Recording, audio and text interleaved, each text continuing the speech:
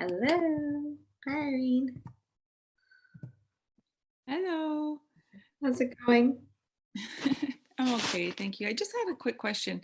Sure. Um, Before we start, you talked about at one of the calls about LDN to push people back into remission. What exactly is that? Wow, that's a great question. So it stands for low dose naltrexone. So low dose naltrexone. I'll write it into the chat so it's spelled properly. And there's actually a great website. So low. And then So naltrexone is actually so it's what's used to get people off of opioids. Um, so in a high dose. So usually a dose of about 50 milligrams. And hi, everyone. We're just answering a question already. And so there's a website called LDNresearchtrust.org. .org. So ldnresearchtrust.org, I put the website in the chat for everyone. So that is a really great resource where it's been a couple of, actually a lot of doctors now that have compiled the research on using off-label, so this is off prescription, LDN, where usually naltrexone, again, to get people off opioids would have been a dose of 50 milligrams. To reprogram the immune system and kind of deprogram that immediate kind of attack response, we've seen doses of about it maxes out at 4.5 milligrams. So it's a very tiny dose. The only side effect we usually see with naltrexone is sleepiness for the most part. So like if that happens in the patient, you dose it at nighttime.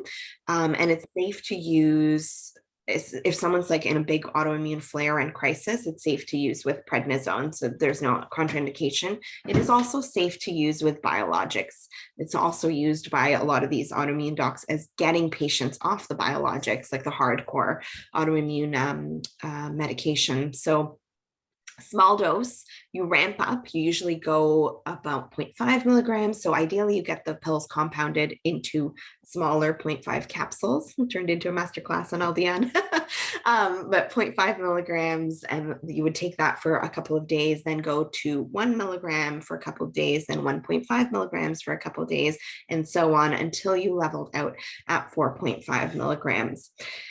The downside that it's hard to convince doctors because it's an off-label use, and the research, I mean, they have great research and testimonials. This website is so amazing at really getting the word out there. And it's a safe intervention. I mean, it's way safer than biologics. So why not is usually the argument we hand back to doctors. But the downside is that it is prescription. So your best bet is to get it through, convince the family doctor to get it, or to try to get it. You can pay a nurse practitioner in Ontario. There's a couple of nurse practitioners where you can just pay them, like the Health by ARV that I mentioned. And then they can, like the patient pays to go see do a consult, and then they'll write the prescriptions for you. It's about 100, I think it's 175 or 180 for the consult. And then you'll have to keep doing it for refills, but unfortunately naturopaths can't prescribe it. I've had success convincing doctors to run it. I actually had she's a patient young girl, she was getting married and suddenly started to lose her hair. She got autoimmune alopecia. And we were able to, it was teamwork with everyone because the doctor thankfully said yes to my prescription. The dermatologist said yes to the prescription. We were able to stop and totally regrow her hair, thank God, in time for her wedding. And I mean, just in general for her, but it was chunks that were missing from her hair. Since then, I've used it a couple of times for alopecia areata, like where the hair like patches grow, and it's worked really well in one of them, okay in the other. Like she still has patches, but they're starting to grow in. LDN, it's not meant for long-term use. Ideally, you use it until you stabilize and go into remission, and then you wean off of the LDN. So this is one, again, in Ontario, actually probably in the US too, we can access through nurse practitioners if you can't get the family doctor on board. But I found out about this one because my mom was hit with rheumatoid arthritis kind of out of nowhere. a few years ago and crippled her. Like she was fine walking, operating normally one day, and the next day, like she couldn't even make it to the washroom in time because her like she had so much pain. She couldn't get out of bed fast enough. It was so out of nowhere. And so that was my first foray into autoimmune. I hadn't done any autoimmune before then. So I had to figure it out for my mom. And we actually I was able to convince the family doctor by saying, she thinks this is going to work. If it's placebo, who cares? We know there's still power in placebo. There's no harm in it. Like, what's the harm? Like, let's just try it out. And I was able to rationalize with her face to face because I went to that appointment and she's like, okay, fine, let's give it a try. I don't know about this, but okay. So she gave the prescription night and day. We did use very low dose prednisone, so 5 milligram for her too, but she was able to get off the prednisone. She was back to walking. Like the LDN was like fully able to that. And of course we did all the other stuff, the diet cleanup, mold, there was a mold, environmental, like all the autoimmune, we'll do an autoimmune lecture, but all the autoimmune stuff. And we're able to reverse her off. And the doctor's like, oh my gosh, I should take note of this LDN. I'm like, please do try to have it as an option for other people, but they get in trouble a lot of the time when they use things. And it does open them up to liability to use something off prescription or off script. So play to that doctor's heart a little bit, and just the argument is, if it doesn't cause harm, like why, if you think it's going to work, why not, right? So give it a try, if not the nurses. But for autoimmune, it's a secret in the back pocket thing that you could use. And then there was just the question on cannabis, and yeah, it's also for autoimmune, cannabis for sure. I did try that as well with, again, like, and one case study on my mom. It didn't actually work as well. The prednisone LDN combination was really that, and of course, like every Infocalm, oh my god, every anti-inflammatory on the natural side. But sometimes, and we have to keep this in mind too, as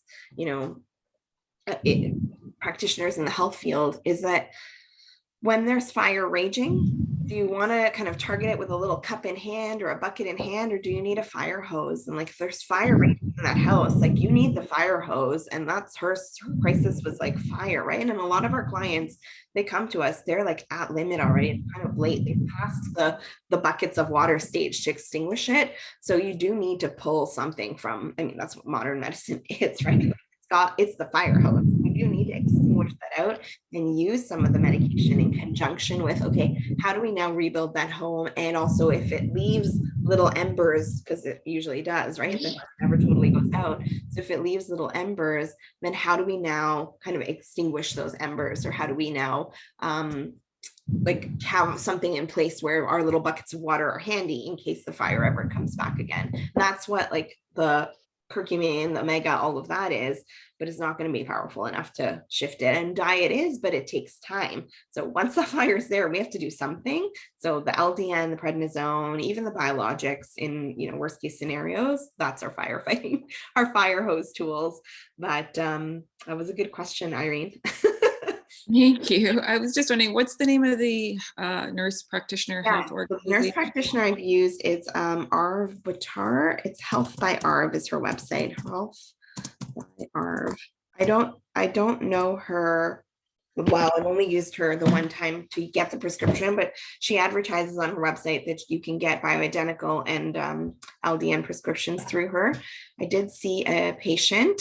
No worries. I did see a patient who did see her, and they didn't have a great experience with her. So, I mean, I would use her just with a mission in mind, like, I want this is why I'm seeing you. And you could always reach out too as a like a nutritionist who treats autoimmune. Just say, I work with a lot of patients that have autoimmune disease. It's a good, just reach out, can I get some information on your practice? And then you just kind of provide your background innocently by asking her for information, like, this is me, this is what I do. And that would spark like oh, okay, I have this person in mind if I do have someone with autoimmune, because they're not trained in nutrition. So that would be a good cross referral, but I would reach out to her. She's in Toronto, but she practiced virtually.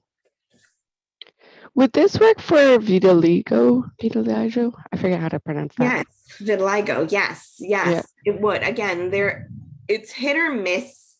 It's not like I'm saying LDN is magic and it'll work 100% of the time, and you still do all the other stuff. But vitiligo, again, autoimmune trigger, thyroid is what you want to look at a lot with vitiligo, thyroid and trauma.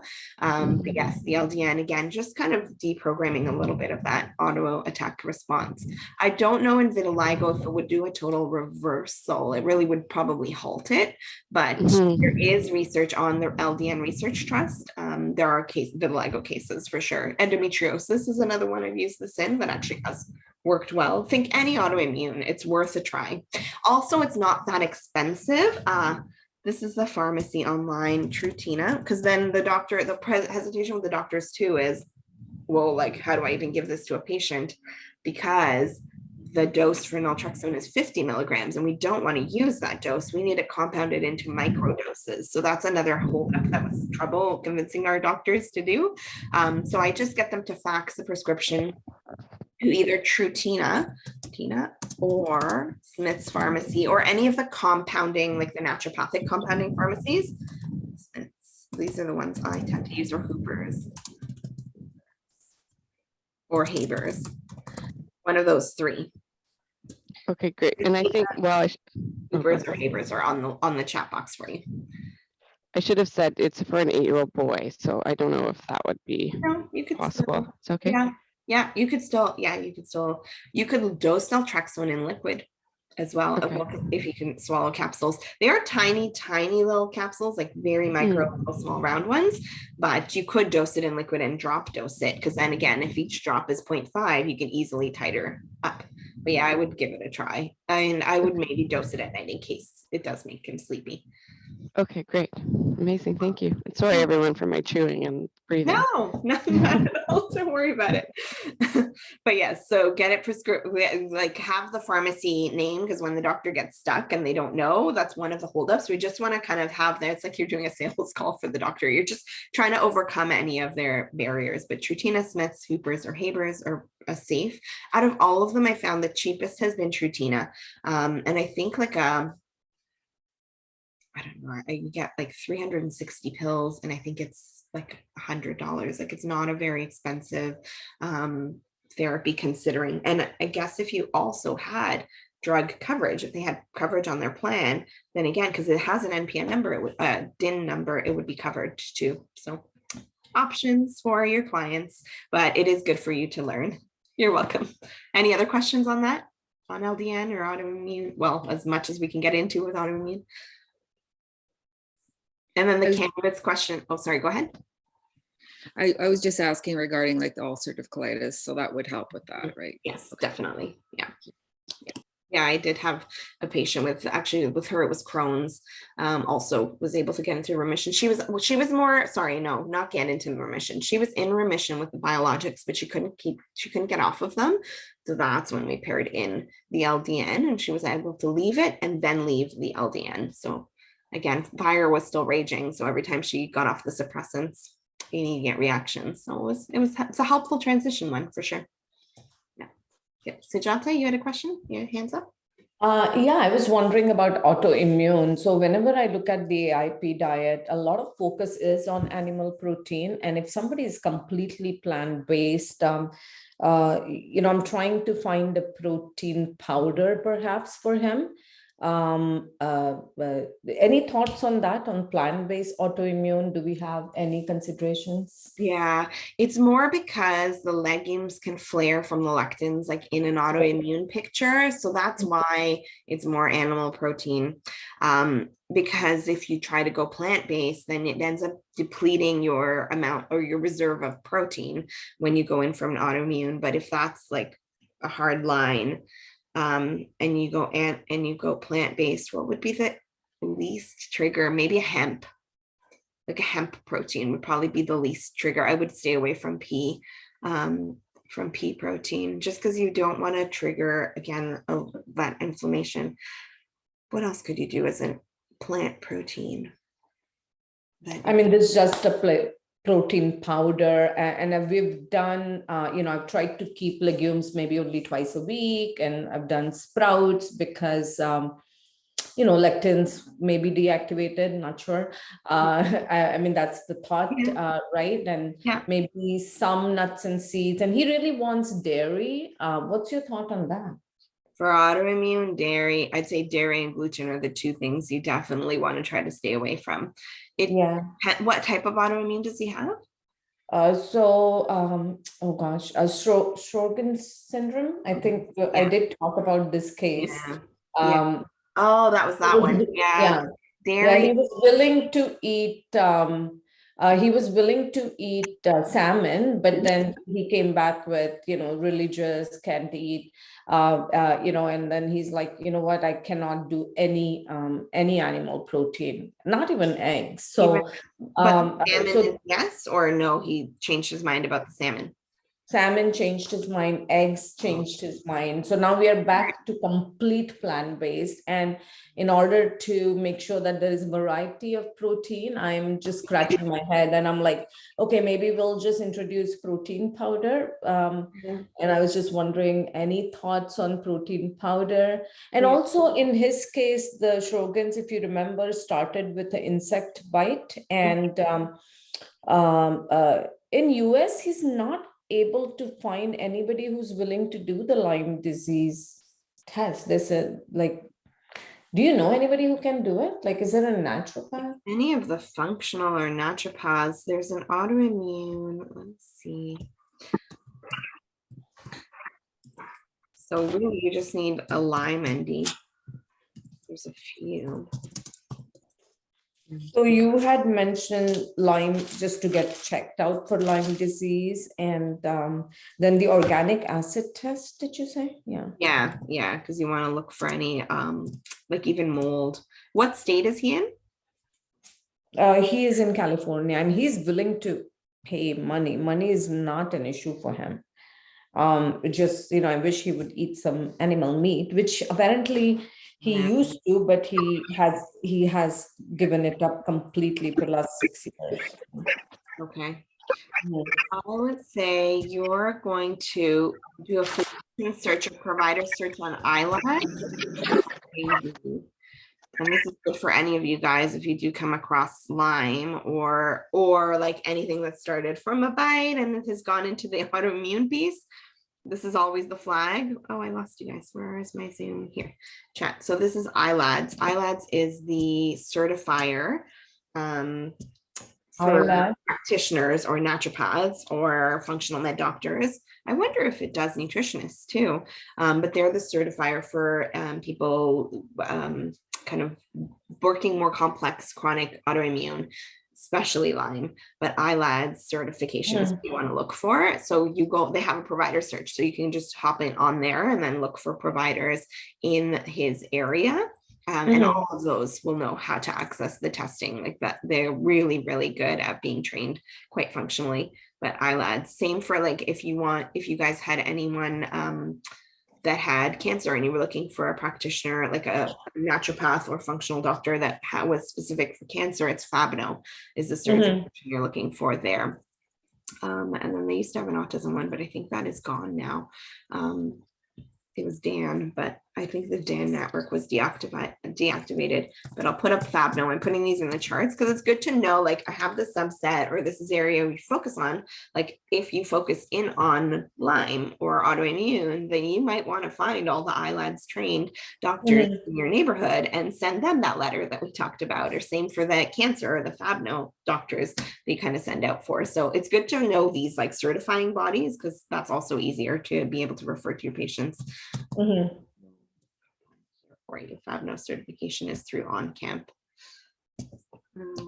Are you putting this in the chat? Or? Yes, it's just in your chat there. So you've got the iLads and then this is the OnCamp. Can everyone see it in the chat? Not yet. Oh, there we go. Yeah. That's the OnCamp one. Yeah, iLads is at the top.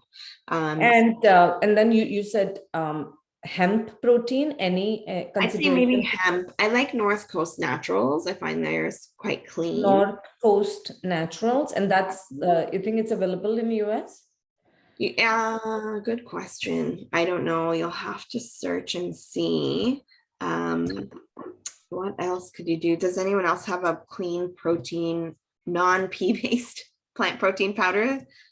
There's one by Sun Warrior, and it's only got one ingredient. Oh, so if somebody is very highly reactive, I find this one's good, and it's just got fermented brown rice. Okay. full amino acid profile, and there's nothing else, and you can get unflavored, so there's like no added stevia, anything, so just one ingredient. So brown rice, so is there a name or is just Sun Warrior brown? Sun Warrior, yeah, Mhm. unflavored. It's just the fermented brown rice. Okay.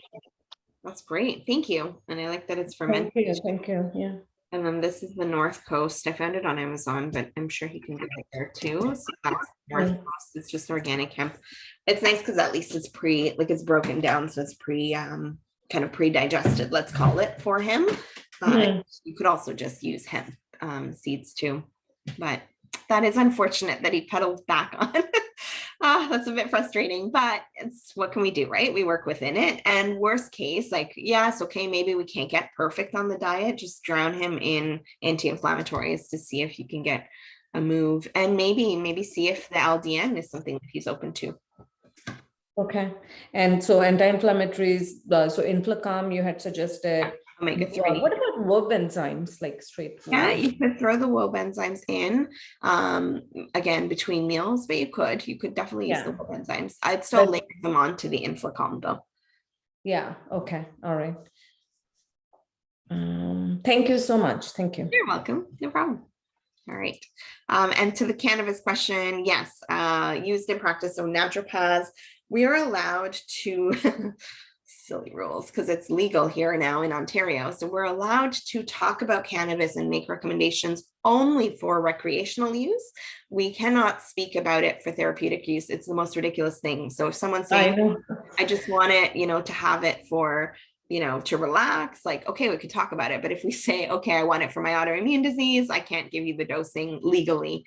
We can hint at it. So typically the dose tends to be, for an autoimmune picture, about a 25 to 30 milligram of CBD, not THC. Autoimmune wise, it seems to be more CBD, although now they're studying the other cannabinoids. So you're going to see the research really over the years explode in the cannabis industry, especially as they move to, like, I think Shoppers is the one now purchasing this like humongous tract of land in Ontario to now produce cannabis too. So you're going to see it change a lot, but for now, typically a dose is about 25 milligrams, but it does again work well from an inflammation route. Not always, I will say, hit or miss, but also in terms of stress, calming, like what else is happening with that autoimmune piece. But it is one of the tools for sure that you can add in. Oh, I think your microphone is wonky. It's garbled.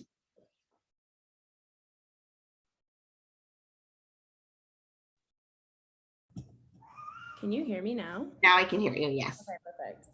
Yeah, I'm really curious about it because I'm always taking the Con Ed courses at IHN, and at least the ones that are interesting to me.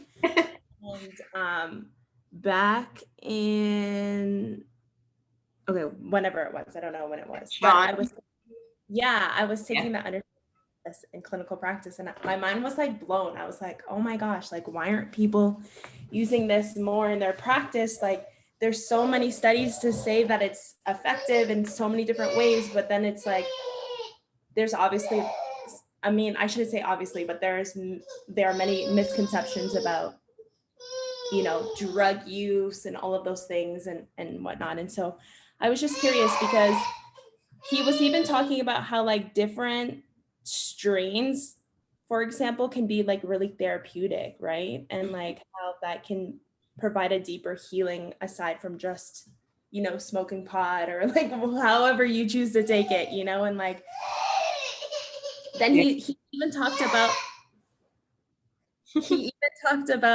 like the history of it and all of those things. And so anyways, I was just like really curious about it because like I took some serious notes in that class and I've always wanted to kind of like implement it because it just seemed like it was solid, Yeah, and definitely is. And now that there is better access to it, because that's the problem. And I think that's why it wasn't really used. And even now, the limitation on the fact that naturopaths, who are the people that most likely would discuss it with a patient. It won't be coming from the MDs, it'll be coming from the NDs.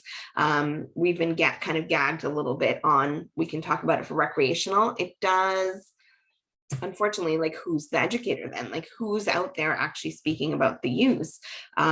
So behind closed doors, we'll talk about it, but we're not supposed to. So you won't see a lot of that education coming. He's working now. He's a friend of ours, but he's working in the cannabis, or he has been working actually in the cannabis industry as a consultant for a very long time. And so you'll see, again, a lot of that development coming out. But access to quality was an issue before. A lot of mold. You really want to know how the cannabis is grown, the pesticide use, like there's heavy metals, like there's other concerns too with it. So quality was a problem with access, and then actual access. So now, at least in Ontario, and BC, I don't know if the other provinces actually, but at least here we are able to access it. There are clinics in Ontario where there are MDs, like Apollo Clinic is a very, very popular one. So Apollo has MDs, like medical doctors. They're all covered. You go in to see them, they give you a prescription, and then you have access to a little bit more, because also it's expensive. So a little bit more of a reduced price for cannabis. And then also making sure the form, like the oils or the tinctures, are actually quite effective. Oh, there's a place in Ontario you might want to check out. It's you can get them online, but it's Calyx. It's actually in Roncesvalles, I think, or Queen Street. But Calyx Wellness, they have really clean oils, CBD, and actually not that expensive. I had a patient yesterday tell me she accessed an oil, Calyx. Calyx.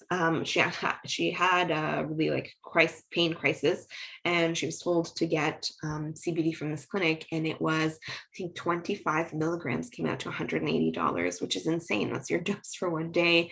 So Calyx will have like their Heal Plus, which is the higher dose or higher potency. I think is 2,500 milligrams for the bottle, and it is 143. Again, still expensive, but not bad. In the States, I have a really good friend who has a cannabis company that's great. I just can't access them here. The Lock and Key. He's done phenomenal research, and he's doing like even trials with this company, Lock and Key. That's US. You can't bring cannabis across the border. You'll get in trouble. So don't do that here. It's illegal. But CBD is Calyx, and that's in Canada or Ontario. They do kind of nationwide. And they do have a little dispensary as well. And then the Lock and Key. And then of course there's the Ontario OCS, the Ontario Cannabis Store, OCS. And that one is the government run, kind of like the LCBO, but online for cannabis. Hit or miss on prices, but these two and quality, like these you'll see are glass bottles. You'll never see it in plastic. The OCF stuff is mostly in plastic, but it does give you options on like capsules or chocolates or whatnot. And then there's just regular dispensaries, which you can access as well. So that's my little 2 cents on cannabis. I won't say I'm a cannabis expert. I haven't dove into that field. I've done a few of the seminars, but I haven't really dove right in because I can't really access it anyway. So just, enough to help manage my patients, mostly in autoimmune, sleep, insomnia, pain.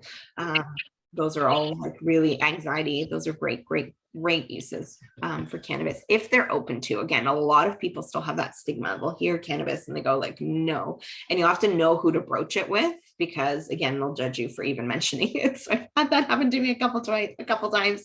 So just like test the waters before you jump in making these recommendations for your clients. Good. Judy had a question on ATP Labs. Yes, I haven't tried their protein, but I have had a patient who's been on it and quite likes it. And ATP Labs, they use it a lot in the States, and a couple of, I think it was sports nutritionists that brought them to my attention. And they were pretty clean. Let's just pull up here, I'll share screen. We'll pull it up. Love learning about new stuff here. Share screen. Here's beef protein. This was brought to my attention for somebody who had an autoimmune condition and they were looking into it. Again, it's a whole flavor thing when you're trying to get a protein powder as well. So there's so many elements to it, but this one didn't look too bad. So I'm interested in, to see if anyone's tried it. Now let's see. Okay, we're going ingredients. Is this available in US? I'm assuming so. ATP. Oh, there. I don't actually know. Well, it's beef protein, so Mhm. yeah, so beef won't be plant-based. Oh no, No, before, she's just asking about. yeah, the- sorry, Sujata, this is just for a different client here. Oh, okay, sorry about that. Yeah, no problem. I believe Designs for Health as well has the paleo protein, which is also beef. Yes, exactly. Yeah, that's the one I've used. I'm trying to find the ingredients, but when you click on ingredients, it just shows you, is it really that clean that it only has, you click on ingredients and it just goes to key ingredients. Where's all the ingredients? And there was actually somebody from IHN who recommended this to me. There we go. Oh, yeah, it was an IHN, like the two people that have used it before years ago now, but they were IHN Peer Review Complete Nutritional Panel. My goodness, so many steps to find the information. Wow. All right, so this is, here we go. So it's got the grass-fed bovine collagen, hydrolysate, perfect, cocoa, beef protein, beef bone broth proteins, organic flavors, xanthan gum, stevia, sodium chloride. Yeah, what's the difference on the Designs for Health? Let's compare it to the paleo protein. Designs for Health has a couple, and Metagenics has one too. I'm wondering, so if I had to critique this, what's the bean broth protein? Sometimes when they make the bone broths, like there is MSG forming. Did they clean that out?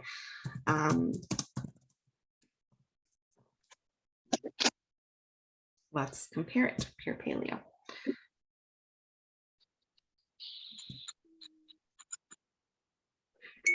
Another one, is it Metagenic?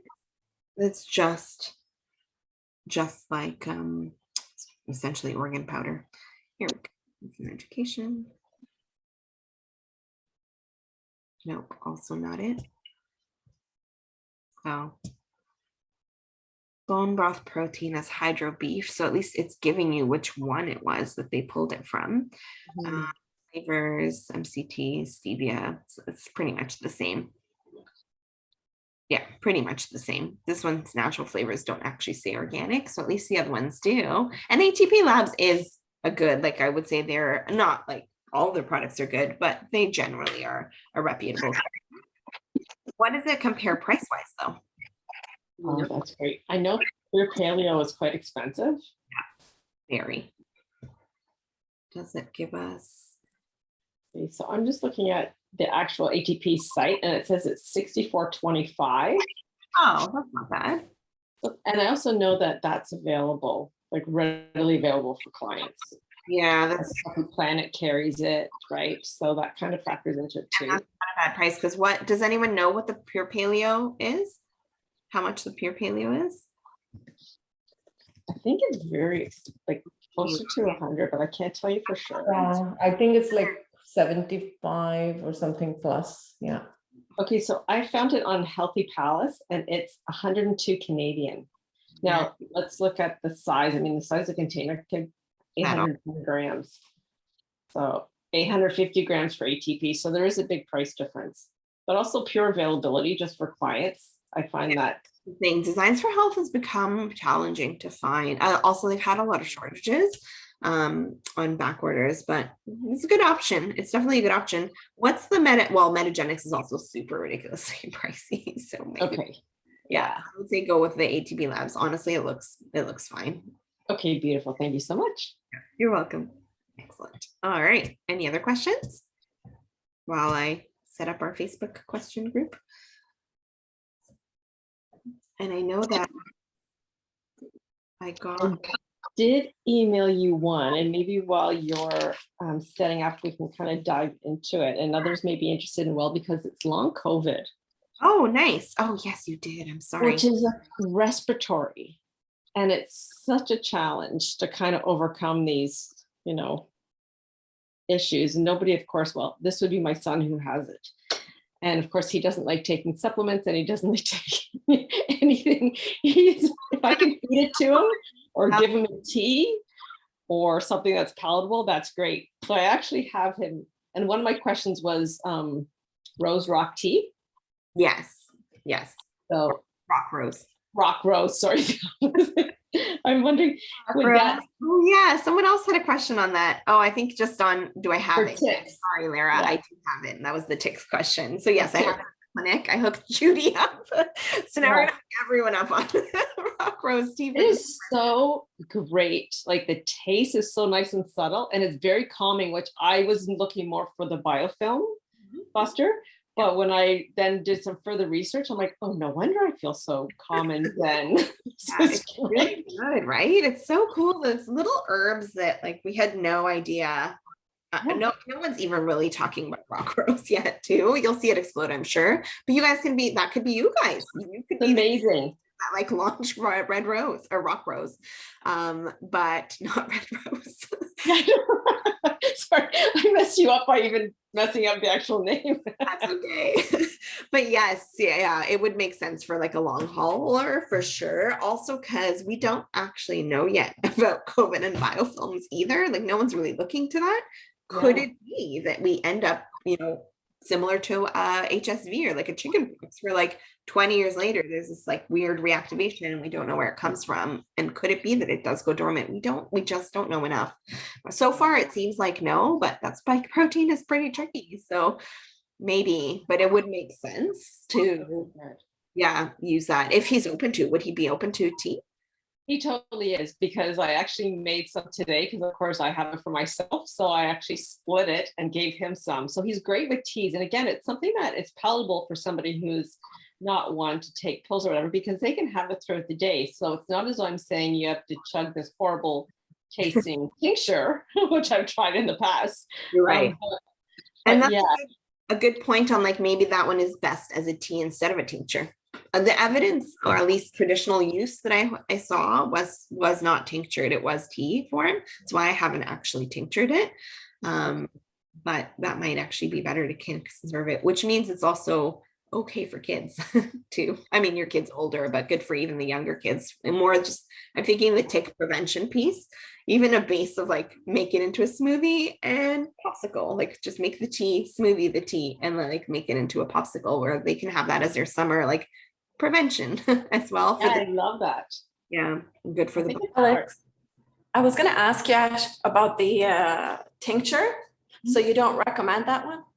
So the traditional use is the tea. I would say I haven't tinctured it because I haven't used it enough. There's really not research enough to put in a tincture. The only thing I'm thinking of keep in a tea is because the tinctures would have like such a stronger taste to it. If the tea is actually pleasant tasting, then I would keep it in tea form, unless you have people that like they really just won't do the teas. The teas are not compliant. They're so not compliant on the teas. That's where the tincture comes in. At least it's drop and reconstituted as a tea instead of a tincture. Yes. So that is. Thank you. Still use it as a tincture. You can still use it as a tincture. I don't know how much that would change. Actually, in the constituents of it, it should still be okay as a tincture, but the taste wouldn't be as pleasant. Okay. Thank you. You're welcome. And Alexandra, one more thing with respect to long COVID, I also have him taking NAC. Are there any other recommendations you have? Yes, if he will take what are his symptoms right now of long COVID? That's an important. Yeah, more cough and chest congestion, and that's consistent because this is the second flare up. I see. So then I definitely would. So swap out. Will he take more than one thing, or just like if we swap the NAC out for something that If I has? say naturopath said so and not his mom, yes. Because I'm liking this. It's for like chronic chest or bronchitis, but I've actually seen this work really well in my people for long COVID, or prevention, I suppose, on long COVID. It's the BioClinic Inspiration, and you can get this in Canada and the US, but it has NAC. It's got bromelain, which again, break up the protein, biofilm, inflammation on the lung level, marshmallow. I think there's quercetin in this one too. Oh no, there's quercetin in the other one. Wild cherry, horehound, ivy, mullein, like just to open up the chest a little bit, and it just calms the mucosa. So it's really, especially post attack, like it just heals internally as well. So this might be an easy like swap it. I mean, if it lets you, I would still do, like I'd do 2 capsules 2 times a day. The dose is 1 3 times, but I'd go for long COVID, I'd go higher, like two times a day. And then maybe throw in an extra NAC on top of it. Yeah, he'll definitely do it. And I also think, you know what, when this kind of wears you down, I think he's just at that point. So I kind of just when I say if somebody else said so, because I'm his mom. And he's right at that age. Well, he's always been at that age. But yes, he definitely will try, because I definitely think he's looking for some support, because it does get draining, right? Especially your chest. Yeah, no, for sure. And we don't want to leave the risk of, like, we've seen some long COVID with scarring, like with, you know, Yeah. gets complicated. I don't think that'll be him, but we don't want to run that risk. So Well, that's what I said to him. Yeah, you And need to if- address it. Yes. So ideally, although I don't know where you would do this right now, because ideally nebulized glutathione would be good too, but you have to purchase a nebulizer probably at the drugstore, I guess, and then just grab the glutathione at like Smith's Pharmacy or Hooper's or like somewhere like that. I wonder if they rent out nebulizers, but nebulized glutathione would actually be helpful too, because at least it's getting to lung tissue, and that's the regenerative on lung tissue. Oral glutathione is not really going to do. I mean, you could throw it in, but it won't do the same because it's not directly touching at the lungs. The lung. But yeah, nebulized would be great if you could at some point. It doesn't sound that severe where he needs it. I do think with this, it'll clean it all up anyway. But Okay, that's good. if with this, after like a week, he hasn't noticed an improvement, then maybe we get him nebulizing somehow. We'll figure it out. Nebulize. Yeah. He's open to that too. Definitely. I mean, he's done hyperbaric for different things, so I know he's open to different options. Yeah. So I put the link in the chat so that you'd remember which one. And for anyone else using it for like post-COVID or long COVID, I think this is a helpful one. It also is nice to just have, even if you have COVID, you could also use this one too, just to prevent like that attack on the lungs. Okay, wonderful. Thank you so much. You're welcome. Perfect. Oh, and of course, if he'll take an ACEs, that would be helpful too. I don't know if he'd do an ACEs with zinc, but that would be good. I think I had him on one before. I might have had him on Campreg. This was quite some time ago, but I think I'll put him back on that again. Again, this is a good time to introduce some things because he's feeling a little weak. Yeah, and just around, like we just do 1 bottle of each of these and he should be good. Perfect. Thank you so much. You're welcome. All right, perfect. Okay, let's go back over here. Nisha, I think you sent in your Dutch test for your patient. I saw it in the chat. If anyone wants to open it up, it's in the chat box. I'm going to just start with this for a second. So you have a client with a Dutch test. This is, let me open it up so it's a little bigger. So this is a female. She's 5'4" and weighs 139 pounds. She's turning 41 and is gained weight. She's carrying it on her upper half. Okay, so arms, belly, and back, but she's not overweight. So it's more like upper body weight. Works out and is active, not seeing results in upper body, lower body has always been fit, toned, and strong. Okay.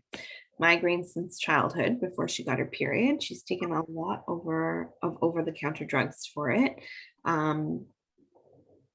Sorry, is it before her period? When are her migraines? Oh, we wrote it right here. Sorry, the day before or the day of after are the migraines. So it's like right before the period. So could be an estrogen piece. We'll look at the Dutch test in a second. And she takes 1 or 2 naps a day.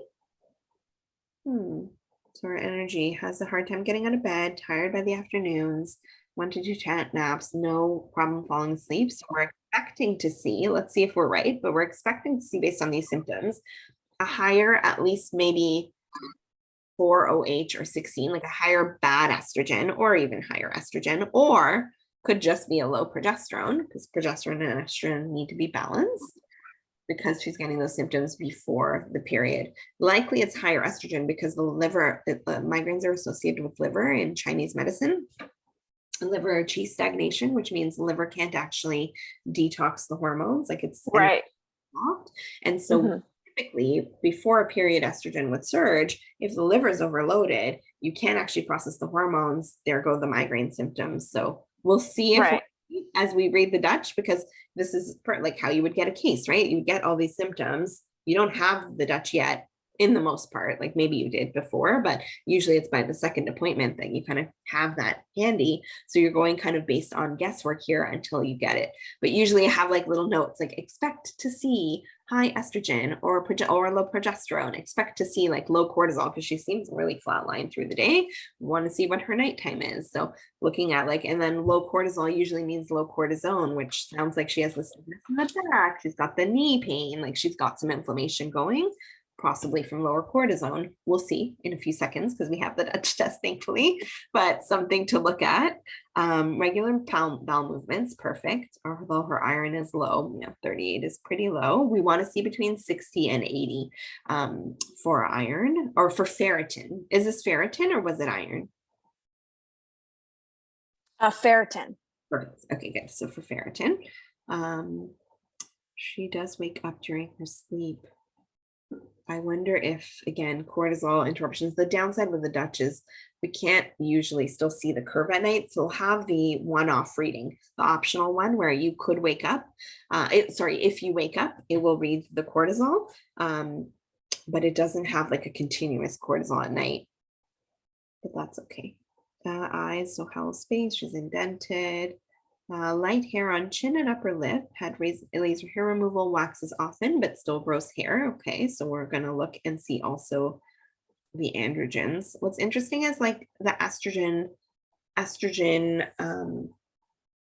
let's call it like estrogen weight gain typically is more like thighs and buttocks. Like you will see it typically like the saddlebags, like just on the side of the thighs tends to be a bit more estrogen. She seems more cortisol with like more the upper, like an apple body, body type.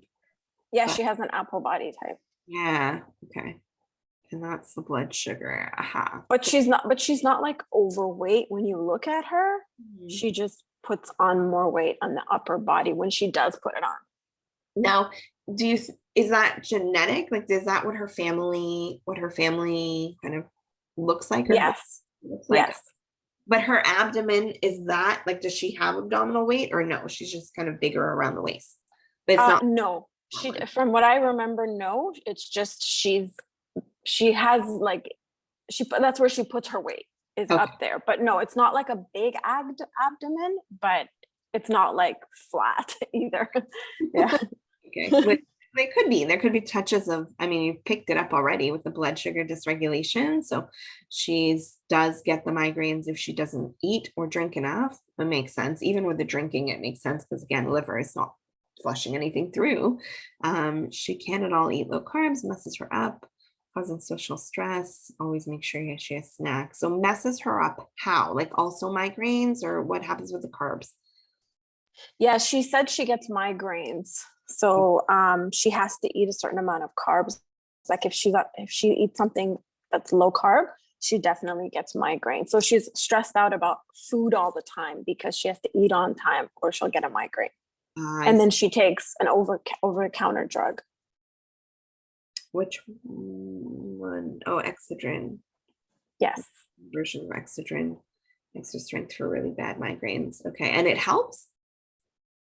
Yeah, she said it cuts it out within 20 minutes. That's pretty good. All right. But yeah, we ideally want to treat this so she doesn't keep getting them. I mean, she sounds like she gets the migraines really often then. She does. And she's taken a lot of the Excedrin. Poor thing. And stress. So she got divorced. Both ex and child are challenging. Oh no, works 2 jobs, financial strain, training and courses for work. When she's stressed, she starts breaking out over her body. Oh my gosh, like little hives or pimples, or what does the breakout look like? She said they start out as like hives and then they turn into pimples. I think that's what she said. Yeah. Okay. So she's getting some stress hives. Yeah, she's kind of at a limit on these adrenals. Okay, let's see. I'm excited for the Dutch. Overall happy, positive personality. Oh, that's good. At least she's mostly in a good mood and that she is physically active. Her activity level, is it more like strength training that she does, or does she do more cardio or aerobic? What is her? I think I wrote it there. I think she said she does oh yeah, there it is. She does weight training. I see yoga, cycling, and walking. So I think she does a combo of things. Combination. That's good. That's really great. At least that helps also as an outlet for her stress as well. For sure. Yeah. And then she's sleeping around 10 p.m., wakes out around 4 a.m. Yeah. Typically 3 to 5 a.m. is bordering on liver at 5, but it's grief, sadness, sorrow. There's like a deeper stress. I wonder if like there's something there. Do you know how long she's been waking up at 4 a.m. for? It hasn't, she said it hasn't been long. It's been recent. So she didn't say how long, but she said it's more recent. Okay. That's okay. And when was the divorce? I think it was like a few years ago. Okay. And how old is her child? I think he's like 9 or 10. And does she, is it shared custody? Do you know? I don't know. Okay, I'm not sure. Yeah. Okay. And then she did have 3 dermoids removed. So dermoid cysts and 3.5 to 5. 3 is a lot. They were 3 all at once? I think she said she had large ones. She had 3 of them removed. Yeah, all at once. And I think she said that there was 2 and then they found a 3rd one when they went in there. Oh my God.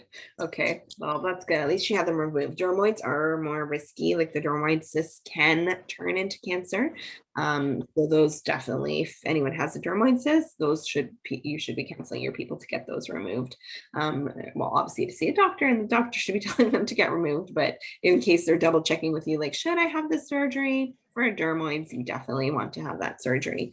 So that's good because that they do look large too. But they came back negative, like probably. Yes, they were negative. Yeah, they were benign. Yeah. All right. Yeah. All right, and then supplements. So she's taking rhodiola, good, because she definitely needs to work on her adrenals. How long has she been on the rhodiola for? She said it's recent. Okay. All right. Enough to notice a difference or not yet? Yeah, she said she started to notice the difference a little bit. Yeah. I think rhodiola is a really nice one for her. She might, and we'll look at the Dutch first, but she'll probably need something stronger. But this would have been a good, I'm going to start on something while I get the Dutch test. So I think the rhodiola is a great one for that. It's the resilience, right? We just need to kind of recover her from the stress or current. What do you think her level, if she had to give you 1 to 10, 10 was the worst stress ever. What do you think she's operating at regularly now? I mean, based off of the information she told me, I would say around maybe 6 or 7. It's pretty high. Okay. All right. Let's see it in the Dutch. But Okay. she says she doesn't actually it's not her. She's not thinking about it. She's not mindfully thinking about it, but it feels like her body is reacting to it more. Even though it's there, maybe mentally she's trying to be positive. That's what she was saying, but her body, it shows through her body with the breaking out and stuff. She knows when her body starts breaking out that it's affecting her. Yeah, it sounds like she carries the load. I mean, I think the exercise is probably why it hasn't hit her mentally, because she has an outlet for it, but her body, the problem is the exercise is also still it's good for you, but it's a positive, but a stressor on the body too, when there's more burdens happening. So I feel like her body's taking the hit. It's I'll keep you going, but mentally, at least it sounds like she's protecting herself, which is good. She has good traits to be able to actually reverse this quite well. Do you know if she had a lot of lifetime stress before? Has she had a lot of burdens in life? Yes, she did talk about in the intake about childhood trauma. So there was a lot of childhood trauma that she had to overcome as an adult.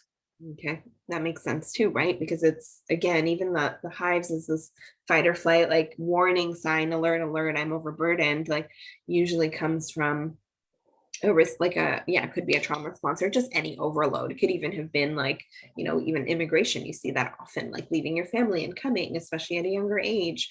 All of these are little stress triggers that get programmed where your body kind of takes the hit so that your mind, like you don't feel the trauma. It's almost like a disassociation, but your body kind of takes it on. I think that likely is what we're dealing with here. And then makes sense with liver overload, because think of all the stress hormones too. Even with a divorce, like that's one of the biggest categories of stressors. And it doesn't happen overnight, even though we say like, oh, 2-3 years ago, yes, that's when she got divorced, the stress, like it takes a long time for a relationship to break down. And even being a parent and having a relationship that's breaking down, like she must have had a lot of burdens that, I mean, amazing that she's resilient, and it speaks to kind of her personality that she's gotten through all of this and still taking Mhm. care of herself too, which is amazing. But I do think we need some deeper, like more of the hormone balance. And the Dutch was a good call for her, but like a little bit of like reassurance on the body that she is safe, like she's okay, she's comforted, like this is okay. Stop setting off these alarms, because it's the fight or flight. And we'll see what the norepinephrine and epinephrine are in the Dutch test right now too. So she did the Dutch test maybe 6 or 7 months ago with another practitioner, but she didn't follow through. And then when she came to me, I'm like, oh my God, like, thank goodness I have Dr. Alex to help me with this, because I wouldn't know. Like, I can read it a little bit, but We're I gonna learn focus. about it on Yeah. Monday. So sorry about that, guys. She was But she came to me at the right time, because otherwise I wouldn't like know what to do with it. So. Gonna learn all about it. We'll do a little mini one right now anyway, because we're gonna read it. All right, let me just double check what else she's on before I look at the Dutch. So St. Francis, good. It's a little too gentle for her where she needs with the liver. If we're thinking like any of this liver qi stagnation or blockage, there's actually an herb called bupleurum that is beautiful for unlocking that. So I'm going to type it into the chat, but bupleurum. So one combo that actually has bupleurum in there. So bupleurum is like the liver qi stagnation kind of goddess of the TCM world, but migraines, hormones, especially before period, bupleurum is the one you want to look at. Does she have any clotting in her flow, like in her period? What is her period? She didn't mention that. She did say that it was irregular for a while and then it became regular, but it's very light, lighter than what it used to be. So sometimes it lasts, I think she said like 2 days. Wow. Sometimes it goes for like 5 days, and then other times it's like very mild in 2 days. She didn't say anything about clotting. Interesting. Usually with a higher estrogen, it's a bigger flow and clotting. Interesting. She does have the breast enlargement, like the soreness before. Mm-hmm. Also makes sense with the estrogen. All right, let's take a look. And then she's also taking some probiotics, omega-3, good staples, hair, skin, and nails. Is she losing her hair? No, I think she's just taking it just to take it for extra. Yeah. Green tea. And I missed what was bupleurum. Bupleurum, yeah. So that's the herb for liver qi stagnation in traditional Chinese medicine. So if you're seeing like painful periods or migraines around the periods, like this is the one, or any clotting. That's why I asked about clotting, like any clotting in the periods. Bupleurum is the one for like moving the hormones through the liver. More like the energetic, especially when stress has blocked up the liver, like the energetic liver qi stagnation. And I got cut off mentally there. I cut myself off. The one complex, there's an adrenal complex that has bupleurum in there. It's actually Adrenomend from Douglas Labs.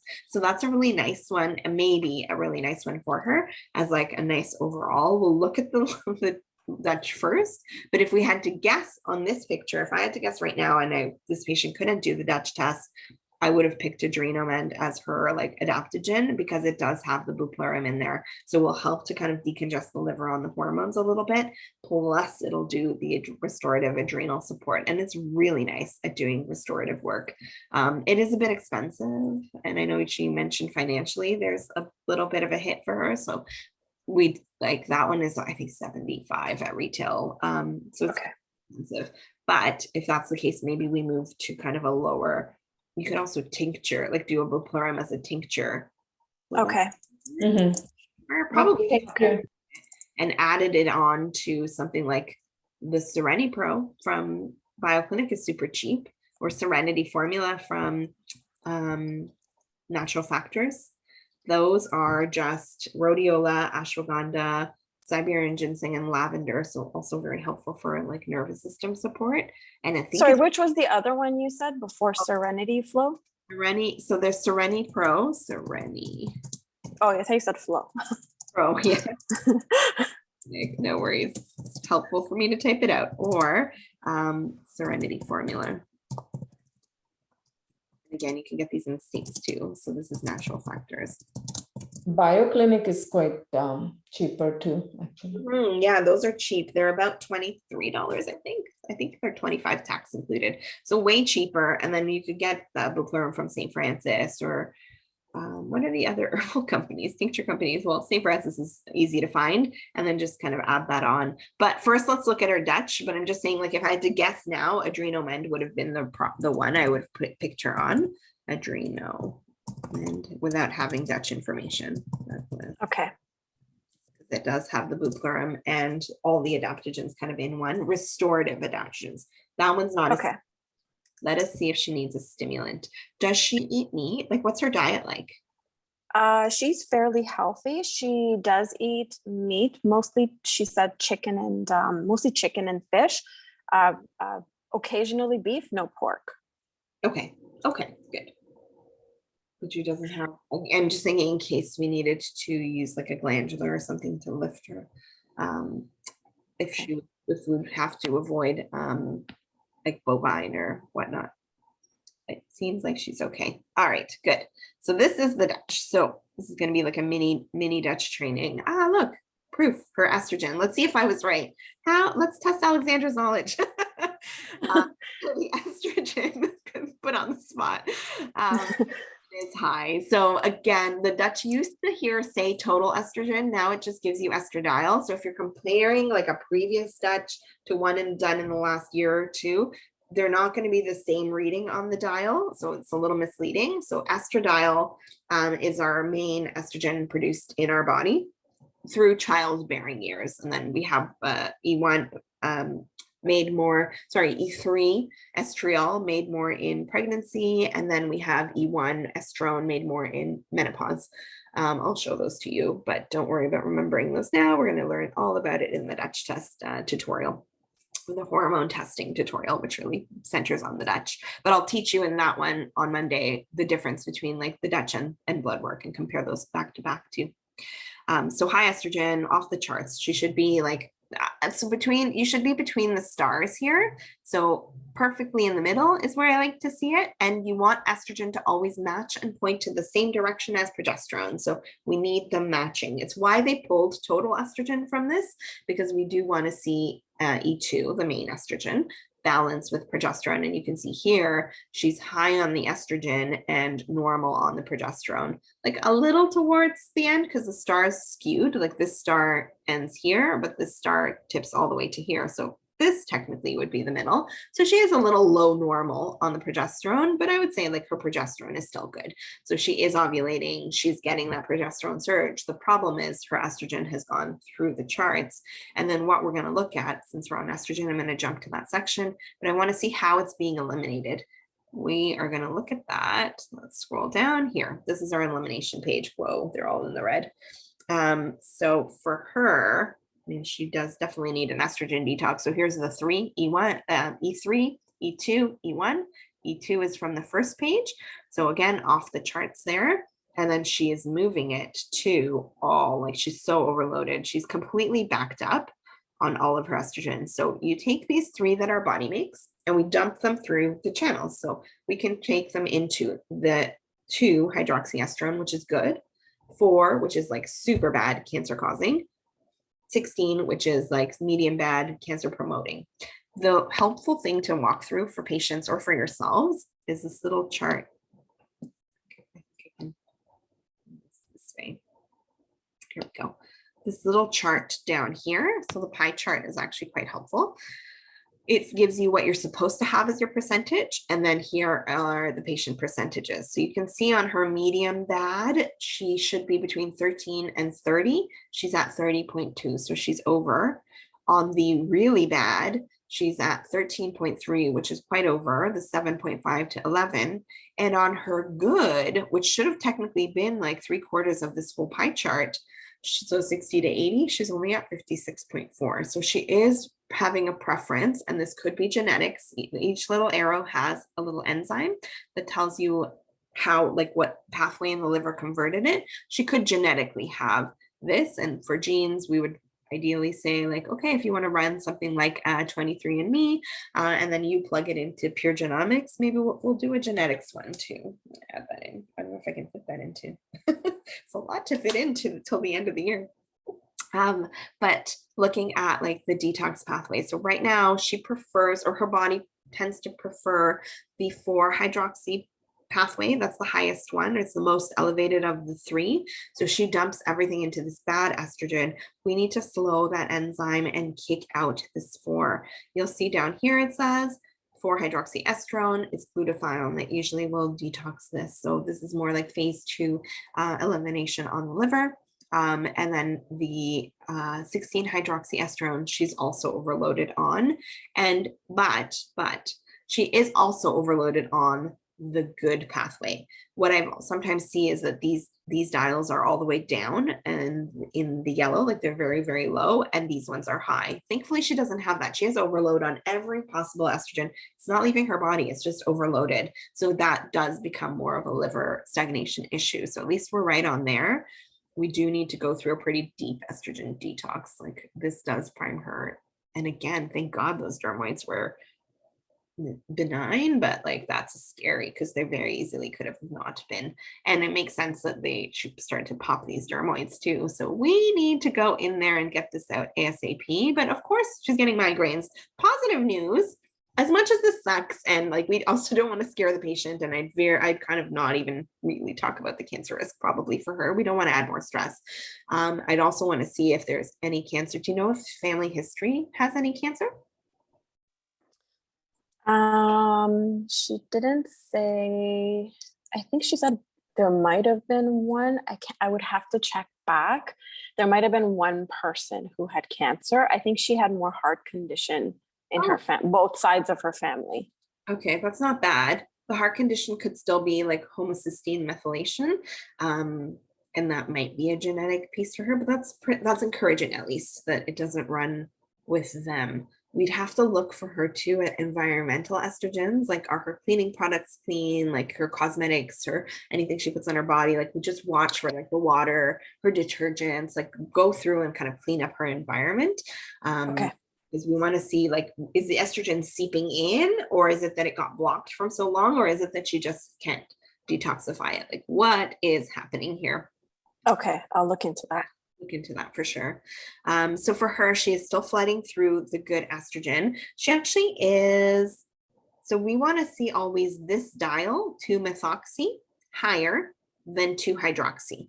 Hydroxy is fat soluble, and then it gets converted via Compton methylation to water soluble to be peed out of the body.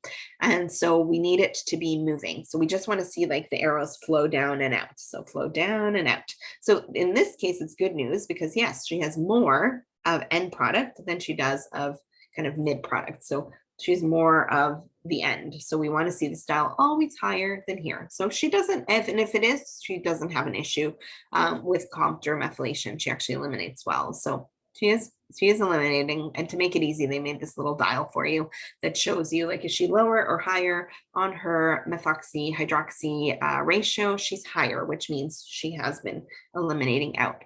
So it's good. It's just, it's still stuck. Like it's just flooded. So we need to move this through. So glutathione, we're going to look at the special test in a second to see if she is low on glutathione, or is it that she ran out? What's happening? How come the 4 isn't being jumped out? And then, so this is downstream. Then you want to look higher. Where's this coming from? Wow, surprisingly, but amazingly, her DHEA actually is okay. So she's at, the limit should be 750. Wait, you said she was 41. I think that's a different category. So unfortunately, this Dutch test they have the person's age, but they don't automatically adjust these two ranges. So you want to go into this little section that says age dependent ranges. So she's 41, she would be between the 30 and 350. So she's actually way high on her DHEA. Adrenals are in overdrive. Interesting. Oh wait, was she 41 when she did this one? You said it was old, it was older. It doesn't really matter. 40 would still put her in the range. So we're going to still go with that. So yeah, she was 41. She was 41 when she did it. So 30 to 350, this totally changes. See how you can make an easy mistake on the Dutch test by not looking at the age dependent ranges. So you have to be careful there. I don't know. I've told them several times they have the age. It's as easy as just customizing it, but it's not. Unfortunately, they don't really customize the Dutch. Even the report, if you read the actual report, it's very confusing because they just give you like, blah, here's all the information we have on progesterone. They're not saying, for you, this is the best picture. Like, this is what your picture is saying. They do it very, I'll show this so you know what I'm talking about. They do it very tiny snippets. So anything bolded is typically about the patient. So here, for example. So anything in bold. So this they just grabbed from her intake form. So they put like reporting symptoms of excess estrogen, can be caused estrogen or progesterone deficiency, symptoms of excess androgens, significant fatigue in the afternoon and evening, but not the morning. And so this is the progesterone. So they'll give you all of this. It's just standard. It's cut and paste into every patient's report. So it's not about the patient. What's about the patient is going to be this tiny little section here that just tells you, look, metabolites are in range. And then typically, because they don't age match it, you end up missing a lot of the information, like the androgens as well. So we end up missing a lot of the information from the ranges. So she does have the DHEA androgens elevated. And for this, in this case, typically when we see DHEA elevated, interestingly, we think usually it's PCOS or high androgens. She does have the hair growth. She does have some of that blood sugar dysregulation, but she has a consistent period. Well, now, at least she has a consistent period. Interesting, because the migraine started even before she had her period when she was younger. PCOS is not usually a high estrogen category, but something did move through. I wouldn't say she has PCOS, but she does have the high androgens, because again, 350 would be the limit. She's at 681. So it's pretty high. That's what's moving through to the estrogens. Because see how, so DHEA converts to testosterone, and testosterone moves through or aromatases into the estrogen. That DHEA is in overdrive. So picture this as a red arrow, because it's kind of misleading right now. I wish I could draw on this. So she should have been like cut off here, let's call it. And the arrow went all the way past in red. So she has high DHEA, but her testosterone is normal. So that means it's moving through, and the testosterone is aromatizing into estrogen. Why this is important is because you want to pay attention to this aromatase enzyme. You can see this here. Androstenedione does it too. So DHEA trickles down this way also into quote unquote the bad estrogens. So this is the 5-alpha. I don't know if you remember in class, if you took lifespan with me drawing on the board constantly, like 5-alpha reductase, what blocks it? But the testosterone to DHT or testosterone to the bad androgens, there's a few, but they're the ones that cause more the, and this would be like more her picture, like the upper body weight distribution. They tend to cause more like the hair growth, like the upper lip, belly button, chin type hair growth. They tend to cause, actually, they can cause hair loss. Thankfully, she's not having any, but hers are really high. Like most women, you'll see them in the low 300s. She's 1699, and the limit was 1650. So she's quite high. There are two, the alpha, so 5A here, and 5 beta. 5B. So the alpha ends up being stronger than the beta. I'm just doing the masterclass, guys, on the Dutch. Thank you for providing the patient for it. This will be good, because then the second time will be a refresher, and then I'm going to quiz you on what does the 5-alpha do? Is it stronger or weaker than the 5 beta? So the 5-alpha is actually much stronger and causes a lot more symptoms than the beta, and it is the alpha, unfortunately. And again, if you didn't look at any of that and you just wanted to look at the little dial, they try to make it easy for you, and they show you, look, 5-alpha preference androgenic. So she's floating that DHEA through to an androstenedione to androsterone. and through to the estrogen, through testosterone. She's not even keeping it in the wonderful, like, testosterone. We want testosterone. Like, we want, and she has give, she could get to 14. So ideally we want to see her around at least a 7. But it's moving through and she's losing it to estrogen because this aromatase is active. So we want to block out the aromatase enzyme. And what's really neat about the Dutch is you get your version of this chart that I used a lot in class. Here we go. I didn't include it for you. Hey, why does your copy not have? We don't have the chart. They didn't give you the chart. That's so odd. I've never seen a copy without the chart. Is there a missing page? Fine, I'll show you my chart. Oh, that's so unfortunate. Sorry, what chart is it? It's the androgenic pathway chart. Oh, they gave you, oh, I see. That is silly. They used to have a page here, and this was this chart. You can get it online, and actually let me just go back to that for a second. And I'll copy this and paste it. So it's this chart. That is weird that they didn't include it. Usually it's automatically in that Dutch test report for you. Oh, sorry.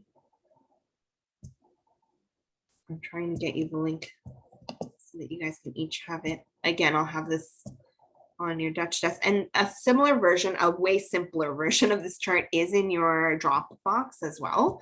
It's the steroidogenic pathways chart. It's the one I used in class. It was very simple. This one is nice though. Okay, so I just put the link for you in your chat box. This one is nice though because it actually has the enzyme, what will up or down regulate the enzyme, whereas my chart didn't have, it wasn't as cluttered. But what's helpful is that if you make sense of this, here's the DHEA at the top. So DHEAS at the top goes down into DHEA. She's having a problem where she trickles it to the androstenedione and then goes into endosterone and through testosterone to estrogen. But you can see here aromatase. I know it's a little small, but aromatase here, CYP19. CYP19. So she's dumping through the DHEA, which she has high, and we want to slow down. DHEA is made in the adrenals. So again, it's overdrive on the DHEA. It is a little bit of a unique picture because all her symptoms are of lower cortisol, especially like the afternoon, like how she says, like the afternoon is like an evening or low, like she could use a nap through the day. Yet her DHEA is high. Usually the first response on the adrenal is, think of cortisol and DHEA as siblings. The cortisol is a squeaky wheel that gets the grease. So constantly asking for attention in times of stress. And so they get it. So if the pregnenolone, which is the parent, this chart's a little bit off, it's like in an angle, but pregnenolone is the parent to DHEA and cortisol. So you can see here. So it trickles down into the two. So think of a mother that cannot equally divide her attention between the two siblings, especially if one is constantly screaming and crying for help, crying for attention, help, I need help, I fall, I need help, I'm in crisis, I need help, I'm getting divorced, I need help, like, you know, work is hard, constantly screaming for help. That's going to get the attention. So cortisol usually goes up and DHEA goes down. That's usually the first response we see. She's really a rare case. I'm trying to think back of anyone I've seen that has the higher DHEA and not like a blastingly high cortisol, because initially, and we'll go back to her cortisol pattern, maybe it is true, but initially both of them go up because the mom goes on alert, overproduces the production of the hormones. So both of them go really high. But then years later, like DHEA drops down. She's or stuck still in this both high phase, or something happened, again, could be genetically, where her DHEA locked in because her cortisol pattern, let's go back to it, but her cortisol pattern, I thought I saw was high in the morning, but then dropped by the afternoon. Something doesn't make sense. I mean, I'm glad it's protected. It's way harder to fix DHEA than it is to fix cortisol. So if this is the case, she's lucky, and it actually should fix quite easily. Sorry, I'm losing her. That's good to hear. Yes, yeah, it's good to hear. I lost her Dutch test. I think it happened when I opened this steroid pathway chart. Okay, well, let me go back in a second. Let me finish the steroid pathway chart because what I wanted to show you was this aromatase. So she has this over aromatase, regardless of her DHEA, it's high, although it'll keep her useful because it's the anti-aging hormone, but we still don't want to have the adrenals overproduce it for no reason. It's pretty much double the production of what it needs to be right now. And because the body didn't need it to be double the production, it trickled down, just dumped the overflow, unfortunately, into her estrogen. So we need to stop the overflow. We also then need to rebalance the adrenals on the DHEA and cortisol. So that's one piece. We need to get the estrogen out, but then we also need to make sure that the aromatase gets blocked out for symptoms. So what you see in this chart is really neat is each little enzyme has a plus and a minus. How do you increase it? How do you decrease it? So, and again, because every person will have a different Dutch, like there's no predicting what their Dutch will be. So at least this gives you like your cheat key to go, oh, if this this hormone is high, I go back to this chart and go, okay, how do I block it out? How do I reverse back that pathway? So with the aromatase over here, it'll show you what would increase the pathway, what would decrease the pathway. And some things are lifestyle, like obesity, inflammation will increase, insulin resistance will increase, which again, we want to explore her blood sugar a little bit. And if she hasn't had insulin tested, I would say ideally getting like the blood sugar, insulin, HbA1c looked at. Maybe doing that continuous glucose monitor for her would be helpful to see like, what is your sugar doing? Is it dropping way too low? What is actually happening through the day? And then for her, also increasing it would have been some of the positive things that we need to block out. So typically, this is going to sound weird, but typically we do want to increase the aromatase because usually we see pictures where testosterone gets locked in and you end up with a lower estrogen. So that's why you'll see some of the positives like, yeah, quercetin, if we wanted to increase this licorice, peony, like it helps to build that estrogen a little bit better. So these are estrogen promoters, but only because it's redistributing the balance between testosterone and estrogen. In her case, we want to try to block that aromatase with things like flaxseed. Actually, it's over here. Here we go. So you would do like the apigenin. So like celery seed actually would be really helpful. Celery juicing in this case would actually be helpful. Gensteen is soy. So apigenin is from the Apiaceae family, so celery, fennel, parsley, like that type of family. Gensteen is the bioflavonoid. These are bioflavonoids from the soy family, fermented soy, the soy family. And then the enterolactone is a medication similar to like the spironolactone, the aromatase inhibitors, like those we're not going to touch for this case. Grape seed extract, red wine, the procyanidin, and then we'll see. Why is flax not on here? Flax and chrysin is another really common one. Chrysin you'll find in, there's a similar formulation that is FemGuard from Designs for Health, FemGuard and Balance, that has the blockers. What's interesting, not that I would recommend that product here for this patient, but what's interesting is it has the blockers to bind out all these bad estrogens, but it does have black cohosh in there that will help balance out the good estrogen. So we'll use that one a lot for like women that have high estrogen symptoms because they're in the 4 and 16 hydroxy, but their good estrogen is actually quite low. In this case, we actually just need to take all of the estrogens out. So in her case, I'd probably be looking at, it's kind of a tie because she also has liver stuff. Maybe start with liver. And in my mind, what I'm towing between is the typical like Estrovantage, EstroSense, Estro Vantage, Sense, Estro Smart, and or instead the liver sap because it has the bupleurum. It has we need bupleurum in there for her. We could get it through the liver sap or we could get it through the adrenomend. Let's decide. Those two are pending. Let's decide on what's happening with the adrenals and how we're going to target that because we just need bupleurum in one of those two formulas for her. Okay. Get that out. Okay. But the ground flax for sure, because we do need to sop up the aromatase. She needs to hit at least 2 tablespoons a day just to help like absorb this and bind it out. she would do well on a dim. I would say we go hardcore on the liver. I would say liver sap. I would say liver sap, just because we need to go hardcore, clean up the liver.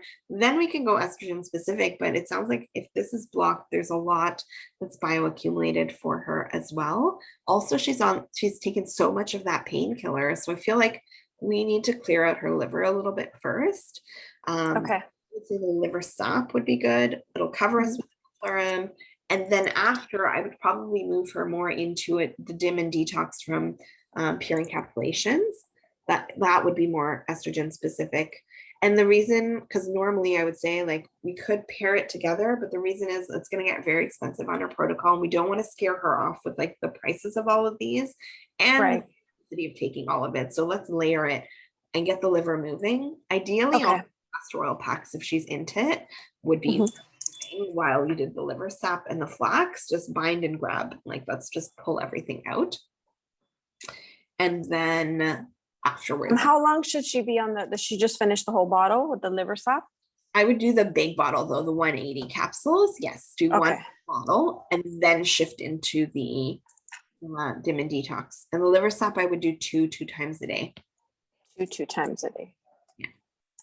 We need to do that. At least we're working on the end product there, but then we need to work upstream and slow down, because think of it like the DHEA is this waterfall, or the adrenal hormones, right? It's this waterfall filling buckets at the bottom, and the estrogen is the bucket. The buckets are spilling over, like they can't hold water anymore. And that's why she's getting symptoms. But we're going to dump the buckets out, but they're going to get refilled if we don't work upstream. So that's where like the adrenal support will work. We have to do both at the same time. Like we can't just stop. Okay. And then she's got these empty buckets. We're going to stop the water and empty the buckets. So tell her and make sure like you explain it to her like that. It's like this water. Okay. Stop the water, empty the buckets, because patients love the visual. It's like, oh, I get it. Okay, great. Like let's empty those buckets. And it keeps her more motivated with that protocol where like, okay, you know, my bucket needed to be emptied this morning. I forgot to take my stuff. Like, let's do it now. So we need her to be consistent, because with hormones, you can't stop and go. Like if we start to see like, you know, she's good one day and then the next day she forgets, it's not really going to get us anywhere, because by then she's accumulated or whatever else she got exposed Right. that day. So we need consistency and the retraining. Tell her also So, similar okay. training or building muscle, right? Like with hormones, we need the constant prodding. We can't just say, you know, we're going to heal the adrenals and then one day on, one day off. So it needs to be consistent. Okay. Should I keep her on the rhodiola as well while she's on the liver sap? Yes, I would finish off well, actually, hold on. Let's see. Oh, yeah. Yeah, it was the high morning. So she does have, maybe her cortisol is on the way down and it hasn't totally fallen. I expected her to be flatlined through the day. Although it was interesting that she said, at least on these symptoms, although this was last year, because she said the mornings she was fine and her energy dropped in the day. But for you, did she say like the whole day was tired, or she also said the mornings were fine? Morning was fine, but then around like maybe after 11, between 11 and 2, it starts to go down. She said she normally, when she was working from home, she would take for sure 2 naps a day. And sometimes at work, she felt like she couldn't focus. She just could not she could not be alert at all. So she needed a nap. But she said that since she started taking rhodiola, she started to get better. Good. Okay, perfect. So that is. So once she finishes the liver sap, she can start the dim and detox pure encapsulation. Exactly. Yeah. Once she starts, she'll move over. And then for the adrenals, I think, so the rhodiola is nice. I would maybe get her to finish that out and then switch to, we need to lift the afternoon. Her morning actually is okay. If anything, she starts at the high limit. So like a little bit of revving in the morning time. What was her adrenaline doing? Because I feel like she would benefit from like a mid-afternoon glandular, like ADR formula from pure encapsulations, but like later in the day. Not usually we'll say like started in the morning and then in the afternoon, but I would actually just do a 1 dose to catch her before her like curve drops, just because how functional are you going to be if you need naps through the day? So at least to make her feel better while we help clear up the picture, I'd say ADR would be a nice around maybe noon. I'd say around Okay. well, maybe noon, 11 to noon, because she starts dropping by noon. But just to fix this, where it's like she collapses out, so it would give her like a little lift here, just like in mid-cycle. And that would help because even the stiffness, the pain, remember I said, like, I think cortisone is low, like she drops out of range for cortisone. And so she doesn't have any anti-inflammatory through most of her day. It just collapses. So we do need to lift that production a teeny bit more. in the Okay. day range. And that way, at least it cues and takes away a little bit, hopefully, from the DHEA as well.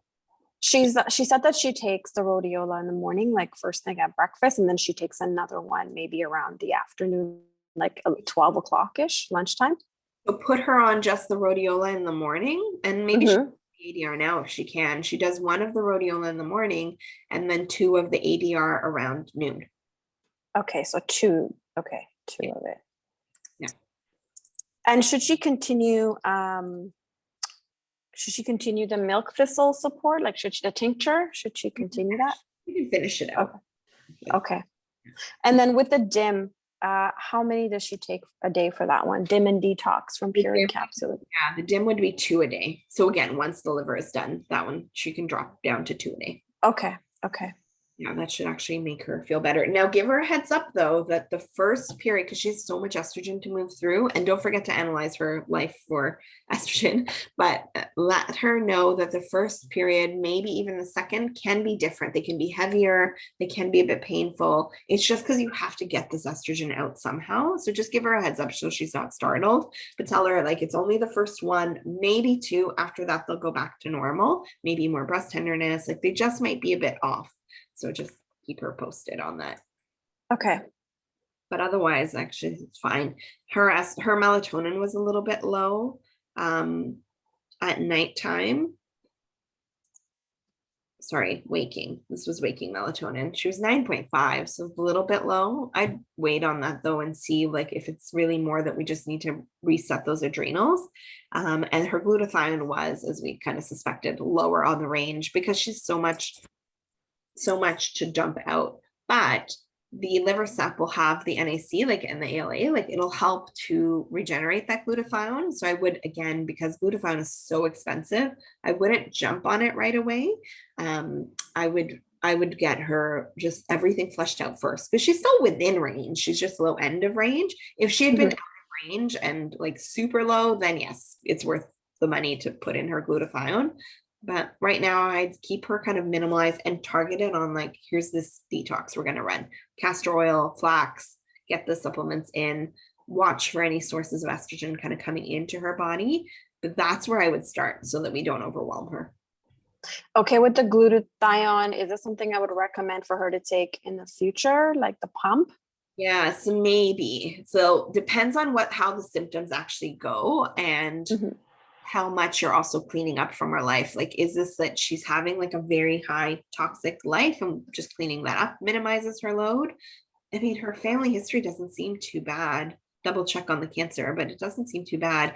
And her 8OH, the oxidative stress marker here at the bottom, it's like a cancer precursor, is actually quite good. So I'm not too concerned there. I would say it's probably just an overload. I don't think it's specifically if it was just 4 by itself and everything else was normal, 100% get the glutathione in. But I think for her, it's just an estrogen overload. I don't think you need to focus on that one too much. Okay. And sorry, we were talking about was it the androgens you said was really high? Yes, but those are coming from that DHEA. So if we can help calm that, like that's the ADR. So if we can help to fix that pathway, again, the bucket, like the waterfall. So we're working on the water with the ADR. We're working on the buckets with the estrogen, with the liver sap. So the estrogen. Okay. But hopefully that'll level it out. Okay, it'll level it out. Okay, and then with the DIM and detox, she can just finish that bottle. Yes, just finish that bottle. By then, that'll be like 4 cycles out, maybe 5 even. So she should have, hopefully no migraines at that point, or very minimal, more the stress piece. But hopefully that's where the ADR kind of pulls her out. But yeah, I do think that that would be okay. Maybe after the ADR, you switch into the Adrenomed, because by then you've pulled the liver sap, so you don't have chlorine in there. So maybe then I would do one round, just one bottle, like one bottle of the ADR, one bottle of the Adrenomed. 1 bottle of ADR and 1 Adrenomed. And this is after she finishes the DIM or the liver sap? This is after she finishes. So the ADR you're starting now, it'll probably Yeah. take the ending of the liver sap and then into the Adrenomed with probably. Oh, okay. Yeah. Okay.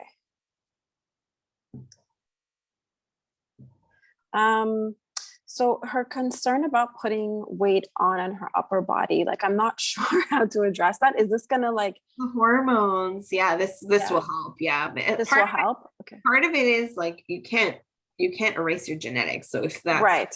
body shape is like, that's not a pathology. Right. More just if she sees more like the distribution, like body fat going up, and it tends to be there or deposited there, then yeah, we are seeing where there's an inflammatory response. It could also make her puffy. So even if that's her body type, but she kind of feels inflated and that's not the weight that she's actually carrying, which is probably what's happening here. Estrogen is so water retaining and she's got all of them. There's a lot of retention happening, a lot of inflammation. Okay. Should I recommend her to do another test after all? This is all. So in a perfect world, you would do one probably on cycle, like, yeah, 4 or 5. So probably a good 5 months out from this. Okay. Make sure that you have actually, that it's not like you're constantly for the rest of your life having to dump out the estrogen for her. Because we still don't know if it's like 100% genetic or was it just that she bioaccumulated. We'll know if we run it again, you've done everything, the symptoms are fine, and you see it still in the red, then it's genetics. And then we'll have to like on and off for her life kind of do a round of elimination. Okay. Thank you so much. You're very I welcome. appreciate it.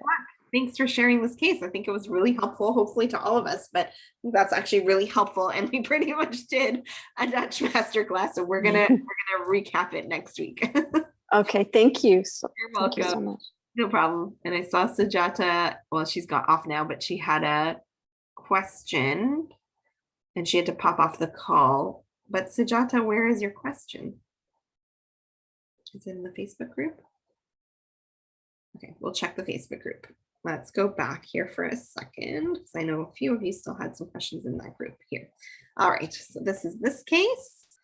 The question Lara had, so colloidal silver, is it safe? So practitioner at the Carrot Dispensary recommended for a client. So the baby is 1 and nursing, and they said the mom can take it and pass it on to the baby. Yes, colloidal silver is safe. Now I wouldn't overdo it. Like I'd say maybe a teaspoon a day at the maximum, but that would be safe for breastfeeding. So that's gonna, the mom's not really gonna pass much to the baby. Is it to pass to the baby for something going on with the baby? Lara, are you on here today? I'm not sure. It's not really going to pass to the baby. Also because we wouldn't want to, like we don't want to pass metals on to babies. So our liver is actually very efficient at filtering it out of breast milk. So it's not really going to come through. Is there, if you see this chat, Lara, let me just type it in here too. Is there something going on for the baby? Is there? Because if it's for baby, we might have to treat baby separately.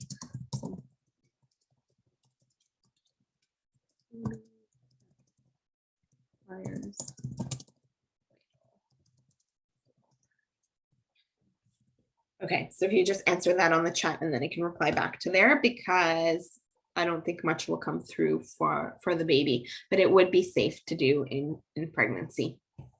Okay, no problem, Monica. So yes, all right. I'm sorry, pregnancy and breastfeeding as well. Which means if you weren't on the chat, yes, I do.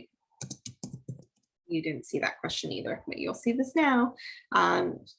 Judy, oh, this was the plant protein. Nice. Thank you guys for popping on there, but plant-based protein, yeah, Four Sigmatic, the Sun Warrior that someone had recommended as well, also a really nice one. And I don't know Niyama protein, but It is pea based. That's good. It's a little chalky. And then we talked about North Coast Naturals with hemp as well. Some people bloat very easily with pea protein. Fermented helps or sprouted helps, but again, nice to have the hemp as an option. I don't know why it's not as glamorous. I don't know, but it's actually a pretty tasty protein. And then this was from last time too. Maybe I have to refresh this for the questions. So Anika said you had a question that you loaded onto here, and I don't see Sujata's question. I hope it's not doing that thing again where I can't see. Sorry guys, give me a second, it's loading. I hope it's loading, here we go. Oh, and Erica, you had asked the question on Breech Baby. I saw you on this call, are you still on this call? No, she had to leave. I wonder how things are going. Give us an update, Erica. So yes, the Moxa acupuncture helps, the ECV or external cephalic move like helps as well. Hopefully that helps the pure baby, the inversion exercises, and then Jimena was mentioning a chiropractor that actually specializes. Again, good for you to link up if pregnancy is another avenue of yours, maybe linking up with this doctor as well. So something to look into. But yeah, usually that's all the stuff. The Moxa helps a lot. So Moxa and acupuncture. The ECV is really uncomfortable, but it helps. It's the midwife does the move to try to turn the baby externally. But Erica, let us know how, because this was last week. So how are you doing? How's baby doing? Did baby flip? All right, and Annika, here's your question. So protocol for bad eczema for a baby. So 6.5-month-old baby boy experiencing a flare-up of eczema, red around the mouth, cheeks, chin, and thighs. Oh, poor thing, very itchy and uncomfortable. Flaky around the neck. Doctor says there's an infection and that without steroids or antibiotics, they won't go away. Yeah, with yellow, sometimes yellow can be, or yeast is actually very common when you see yellow. Mom doesn't want to do the steroids, wants a natural course if possible, but might give in. The baby was born 1 week after the due date, emergency C-section, pushing for 2 hours. Baby had jaundice. The mom have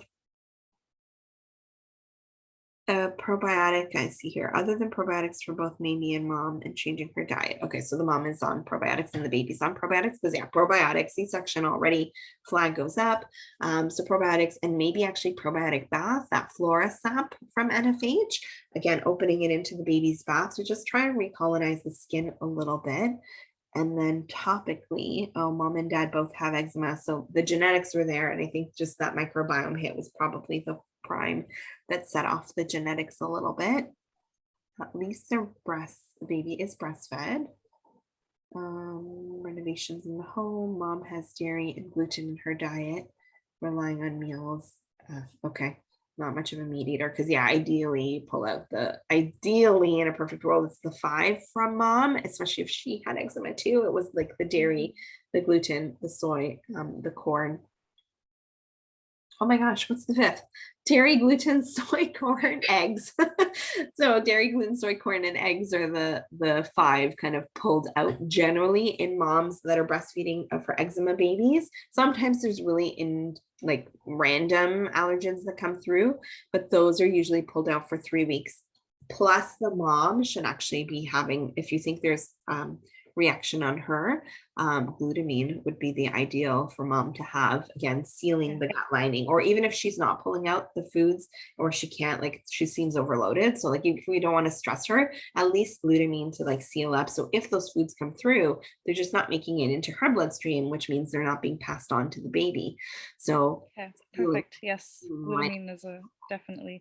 I'm trying to keep it very simple for her, because I know she's a new mom and this move is very stressful. Now there's renovations in their home, so really stressful time, right, for the baby and her. So yeah, so maybe just leave the gluten, like just say minimize gluten and dairy. Out of all of them, those are the 2 probably that I would focus on. In what probiotics are the mom and baby on? She's actually not on one yet. That's something like she wants to go on if she thinks that will be beneficial. And I'm like, yes, 100%. That would be like very helpful right now. Because we need to change her microbiome for baby too. And then what is the baby on any or not yet? Not yet, okay, but good. She wants to put him on some. So she was just wondering if she does have to do the course of the steroids and antibiotics, if she should wait for after. I would say Like she really did not want to do the steroids route. Like she wanted to push that as much as she could, but the doctor's really pushing for it. So Yeah. Do you have a picture? I By any chance? Or maybe she can send one. I'm just curious on like yeah. what's the yellow look like? Like how bad is it? Because at this point I don't know, right? So I can't see Yeah, it. I can definitely send over a picture to you. Okay, find out and see, because I mean I would say maybe the antibiotic was oral or topical. I believe the doctor said it was going to be topical as well. Oh, well, that's not bad.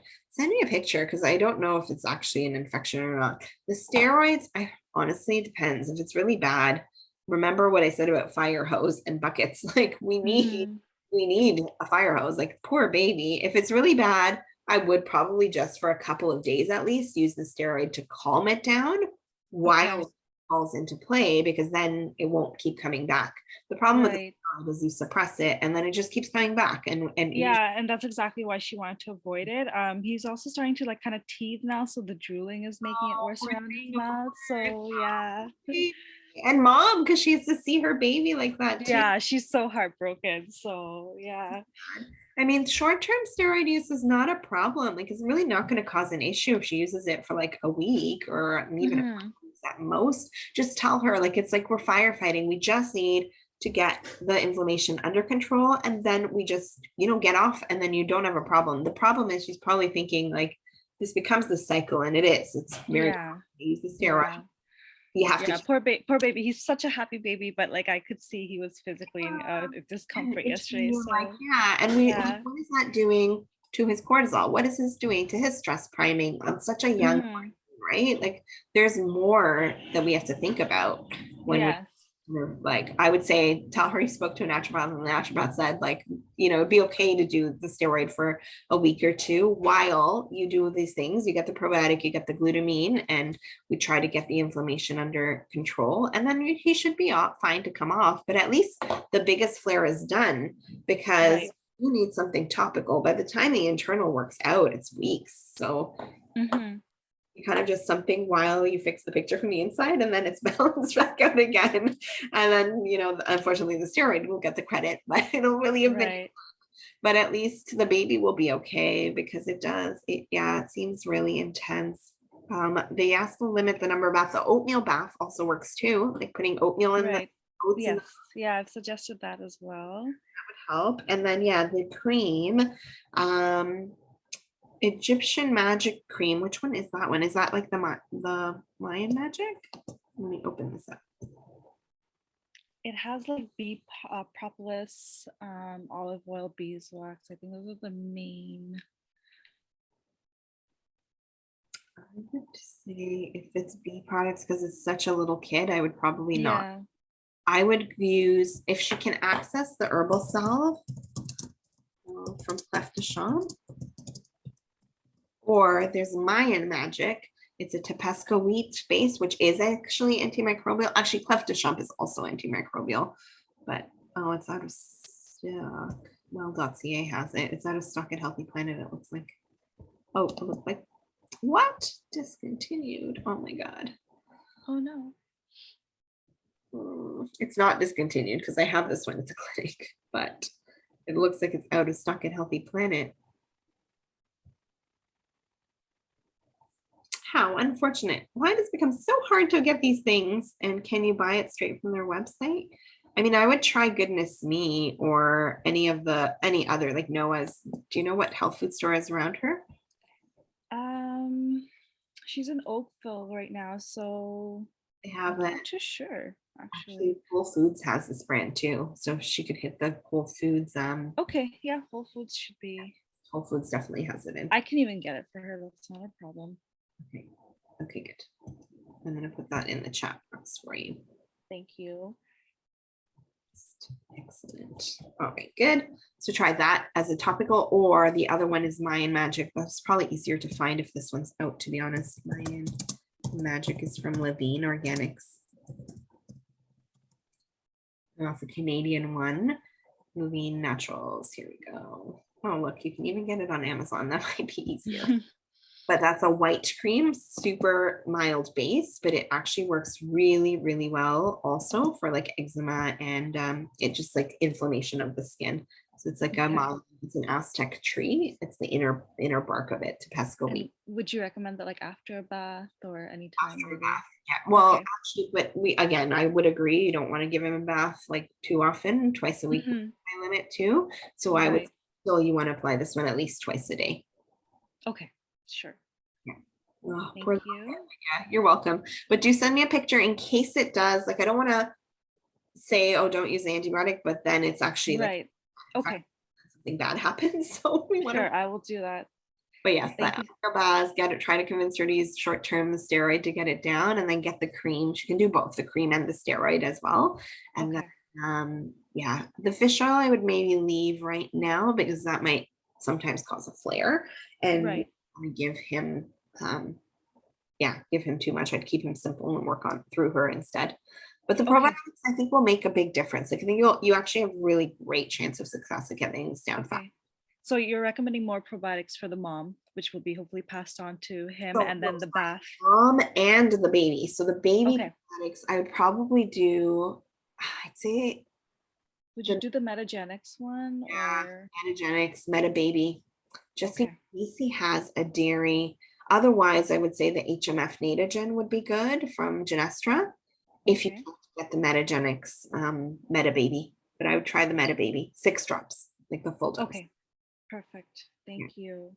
Also probably less overwhelming for her than getting the powder in. It stresses parents sometimes. Yes. Yeah. So all right. And then also the Florasap in the bath you would do? Yes, if she can. If Okay. like financially that's going to add cost, but ideally, yes, I think we need to recolonize the skin a little bit better. Okay, perfect. Thank you so much. No, you're welcome. Good luck. Keep us posted. I will. All right. And then there was a last question here. Actually, Judy, you had a quick question on the brand for the ACEs, I think you wrote. So popping in ACEs formula, I like the Cytomatrix because it's the ACEs plus zinc. And I would say the active ACEs, they have 2 now. They have active ACEs, which is actually formed vitamin A, and the ACEs plus zinc, which is beta carotene.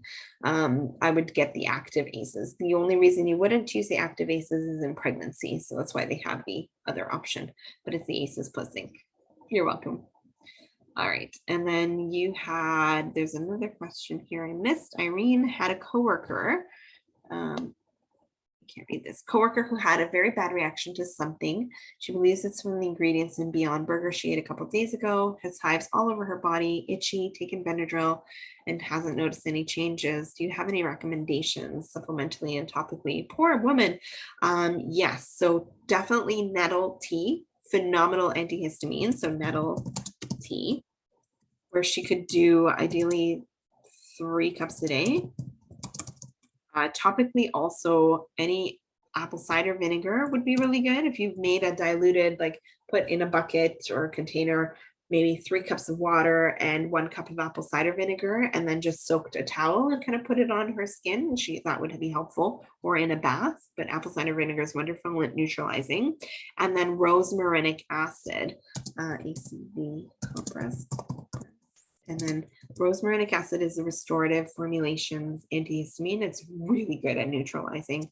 Because if it's a few days ago, I would have said if it's like more immediate, activated charcoal, but it's been a while. Rosmarinic acid. X.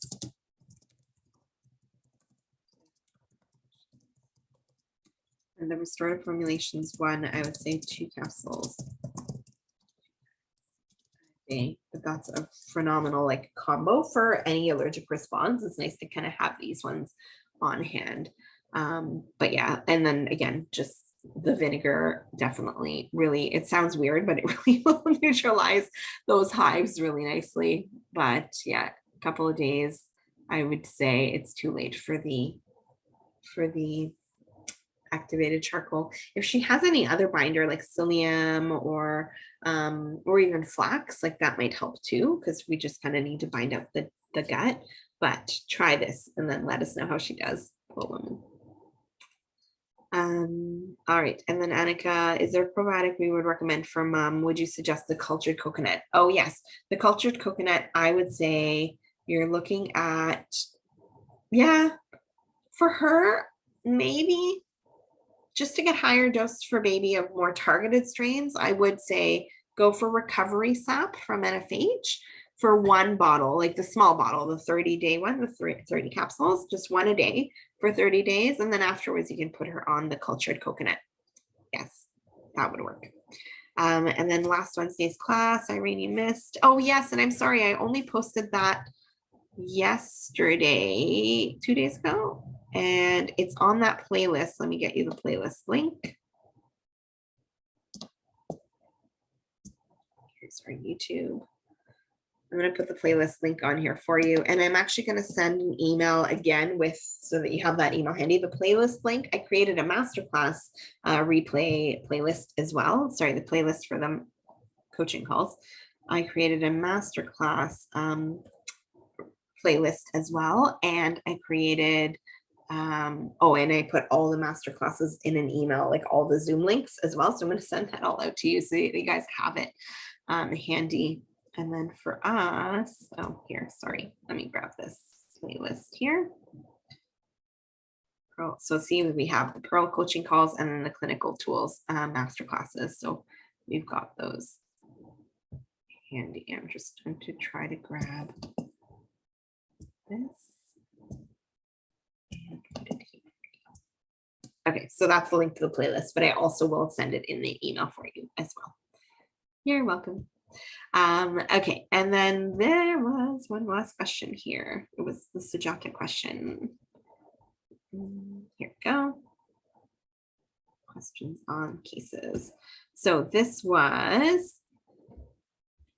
recent clients of African descent, 363 pounds and looking to go down to 250. First focus, blood work. So CBCs reflect nutrient deficiencies. CK is high. She exercises a lot. Okay. On blood pressure and cholesterol meds. For CRP, its inflammatory marker is 5.6, PSH 1.05. She takes Dostinex for hyperlactin levels. Chose metabolic plan as her metabolic balance, sorry, as her choice of plan. Any help or suggestions appreciated. Any weight loss supplements. Sujata, what else? What does she eat? What is her stress level like? I need to know more. So give us a little bit more info. But yeah, there's inflammation. T3 and T4 need to be done. Cortisol ideally, DHEA. Like we need to see what else is going on. Metabolic balance, perfect plan. In terms of weight loss supplements, what else is she taking? Like, is she taking any other supplements? I need to know more than just here's what these weight loss supplements are. I mean, if you're just looking at straight weight loss supplements, there's Lipotrim from, is it Douglas Labs? There's Lipotrim Pure, Lipotrim. Like, I'm just throwing out classic weight loss supplements for you. Lipotrim is Alpha Science. So that's like the fat metabolizer. What's the one I'm thinking of then? There's the TMC, which you asked about, the trimethyl, not trimethylglycine, but TMC is the trimetabolic control. That's like a metabolism support. There's one, oh my goodness. Hold on. Alex, have you heard of this is it called Slimmer System by New Roots? Have you heard of that one? People swear by that one. No, I haven't. Weight loss, is it Douglas Labs? Oh my gosh, clearly I don't use it because usually it's like all the other stuff, right? But Douglas Labs, does anyone know which one? There's like a weight management one. This is TMC, which is the trimetabolic control, which Penny Kendall Reid does swear by, and she does a lot of weight loss. But then maybe it's Pure Encapsulations has one. There's one, it's called, I thought it was Lipotrim, but maybe it's not. Clearly it's not because that's Alpha Science. Pure Lean. So it's the Pure Lean protein and Pure Lean products. There's a, the Pure Lean Pure Pack doesn't exist in Canada though. Adipolean. that's what I'm thinking of. So adipoline and lipotrim, fairly similar. So they're working on like fat metabolic pathways. Same with TMC, the trimetabolic control is like trying to rev your metabolism. Good clinical trials on that one. So again, if you're looking like straight, here's these add-ons, those would be the ones to go to. And then, sorry, you mentioned, which one was it from New Roots? Slimmer System. I mean, I haven't personally tried it, but I've heard many people swear by it. So it was created by like a bunch of naturopathic doctors who came up with the formula. So okay, let's see, Garcinia. Yep, so they're all metabolism revers, choline, ECGC. Yeah, so again, pretty similar. It does have caffeine in it, but it is, oh, it's nice. They put in some vitamins. I like that. And proper ones too, which are good. Like the folate is the L5-MTH. So that's good. That is nice. I like that. yeah. Good add-on that you could do. But yeah, they're all fairly similar. All weight loss supplements kind of fall into the same categories. You'll see the same kind of repeats. But I like this one that they added in the vitamins. So that makes it kind of a 2-in-1. So that's a good option. Thank you. That's a good one to share for sure. You're welcome. Perfect. All right, so then try that for her, and then otherwise give me a little more background. And then you have a client number 2, so young sweet girl, medication condition Joubert syndrome. I don't know Joubert. Is it Gilbert's? Joubert. Let's search for it. Learn this together. Rare, whose brains don't develop conditive cerebral vermis, which controls balance and coordination, is either underdeveloped or absent. Oh no, poor little kid. Okay, I don't know much about that condition or anything really. I hadn't heard of it.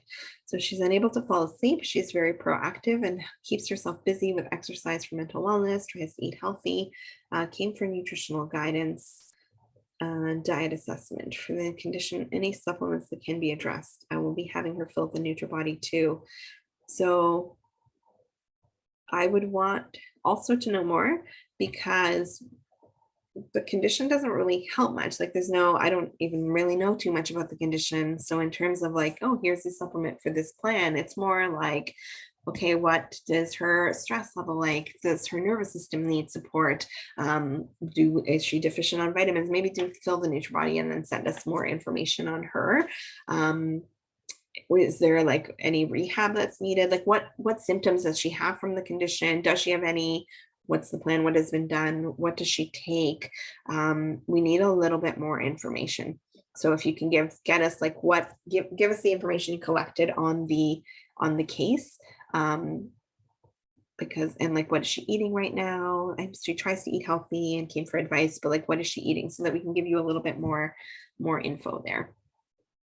That's because I honestly wouldn't know to start. All I have is like she's a girl and she has this genetic piece. I mean, maybe for falling asleep, like nervous system support, find out what her stress levels are like. So the exercise for mental wellness, because there's a burden, like what's happening there, and also how old is she?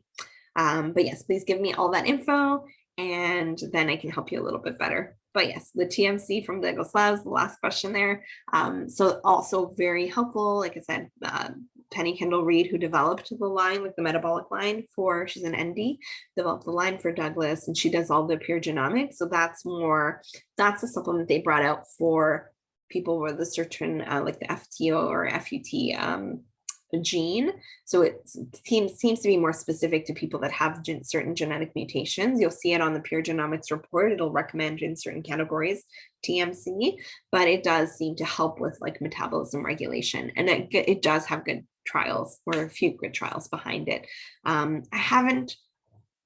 I haven't used it too much, more in people, because again, I don't want to just treat for genetics or conditions. Like I want to know what the person is like and get all that information and then treat that. But I have used it in one case where it was very stubborn weight loss for an older woman.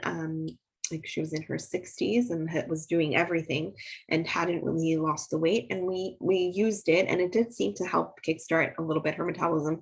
Hard to say because I changed a few things, but she wanted a weight loss supplement. She's like, okay, fine, let's use this one. It didn't seem to move.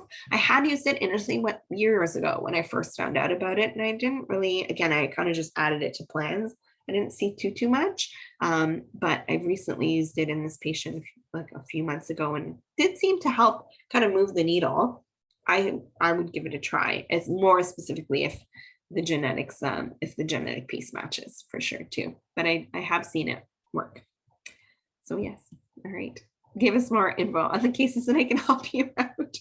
All right, I think that is all that I got for here. So this is good. Thank you guys for sticking around, and I will pop this up now and you can check the replay list later tonight for it.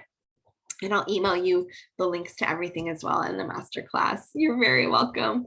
I hope you guys have a good rest of your day. And as always, like, feel free to keep posting on those links where you need to. Yeah, you're welcome. Good luck with your cases. And I look forward to hearing how things are going and seeing some great results. So it was a fun one today. Good. Thanks for sharing the Dutch as well. You're welcome. Take care. Bye.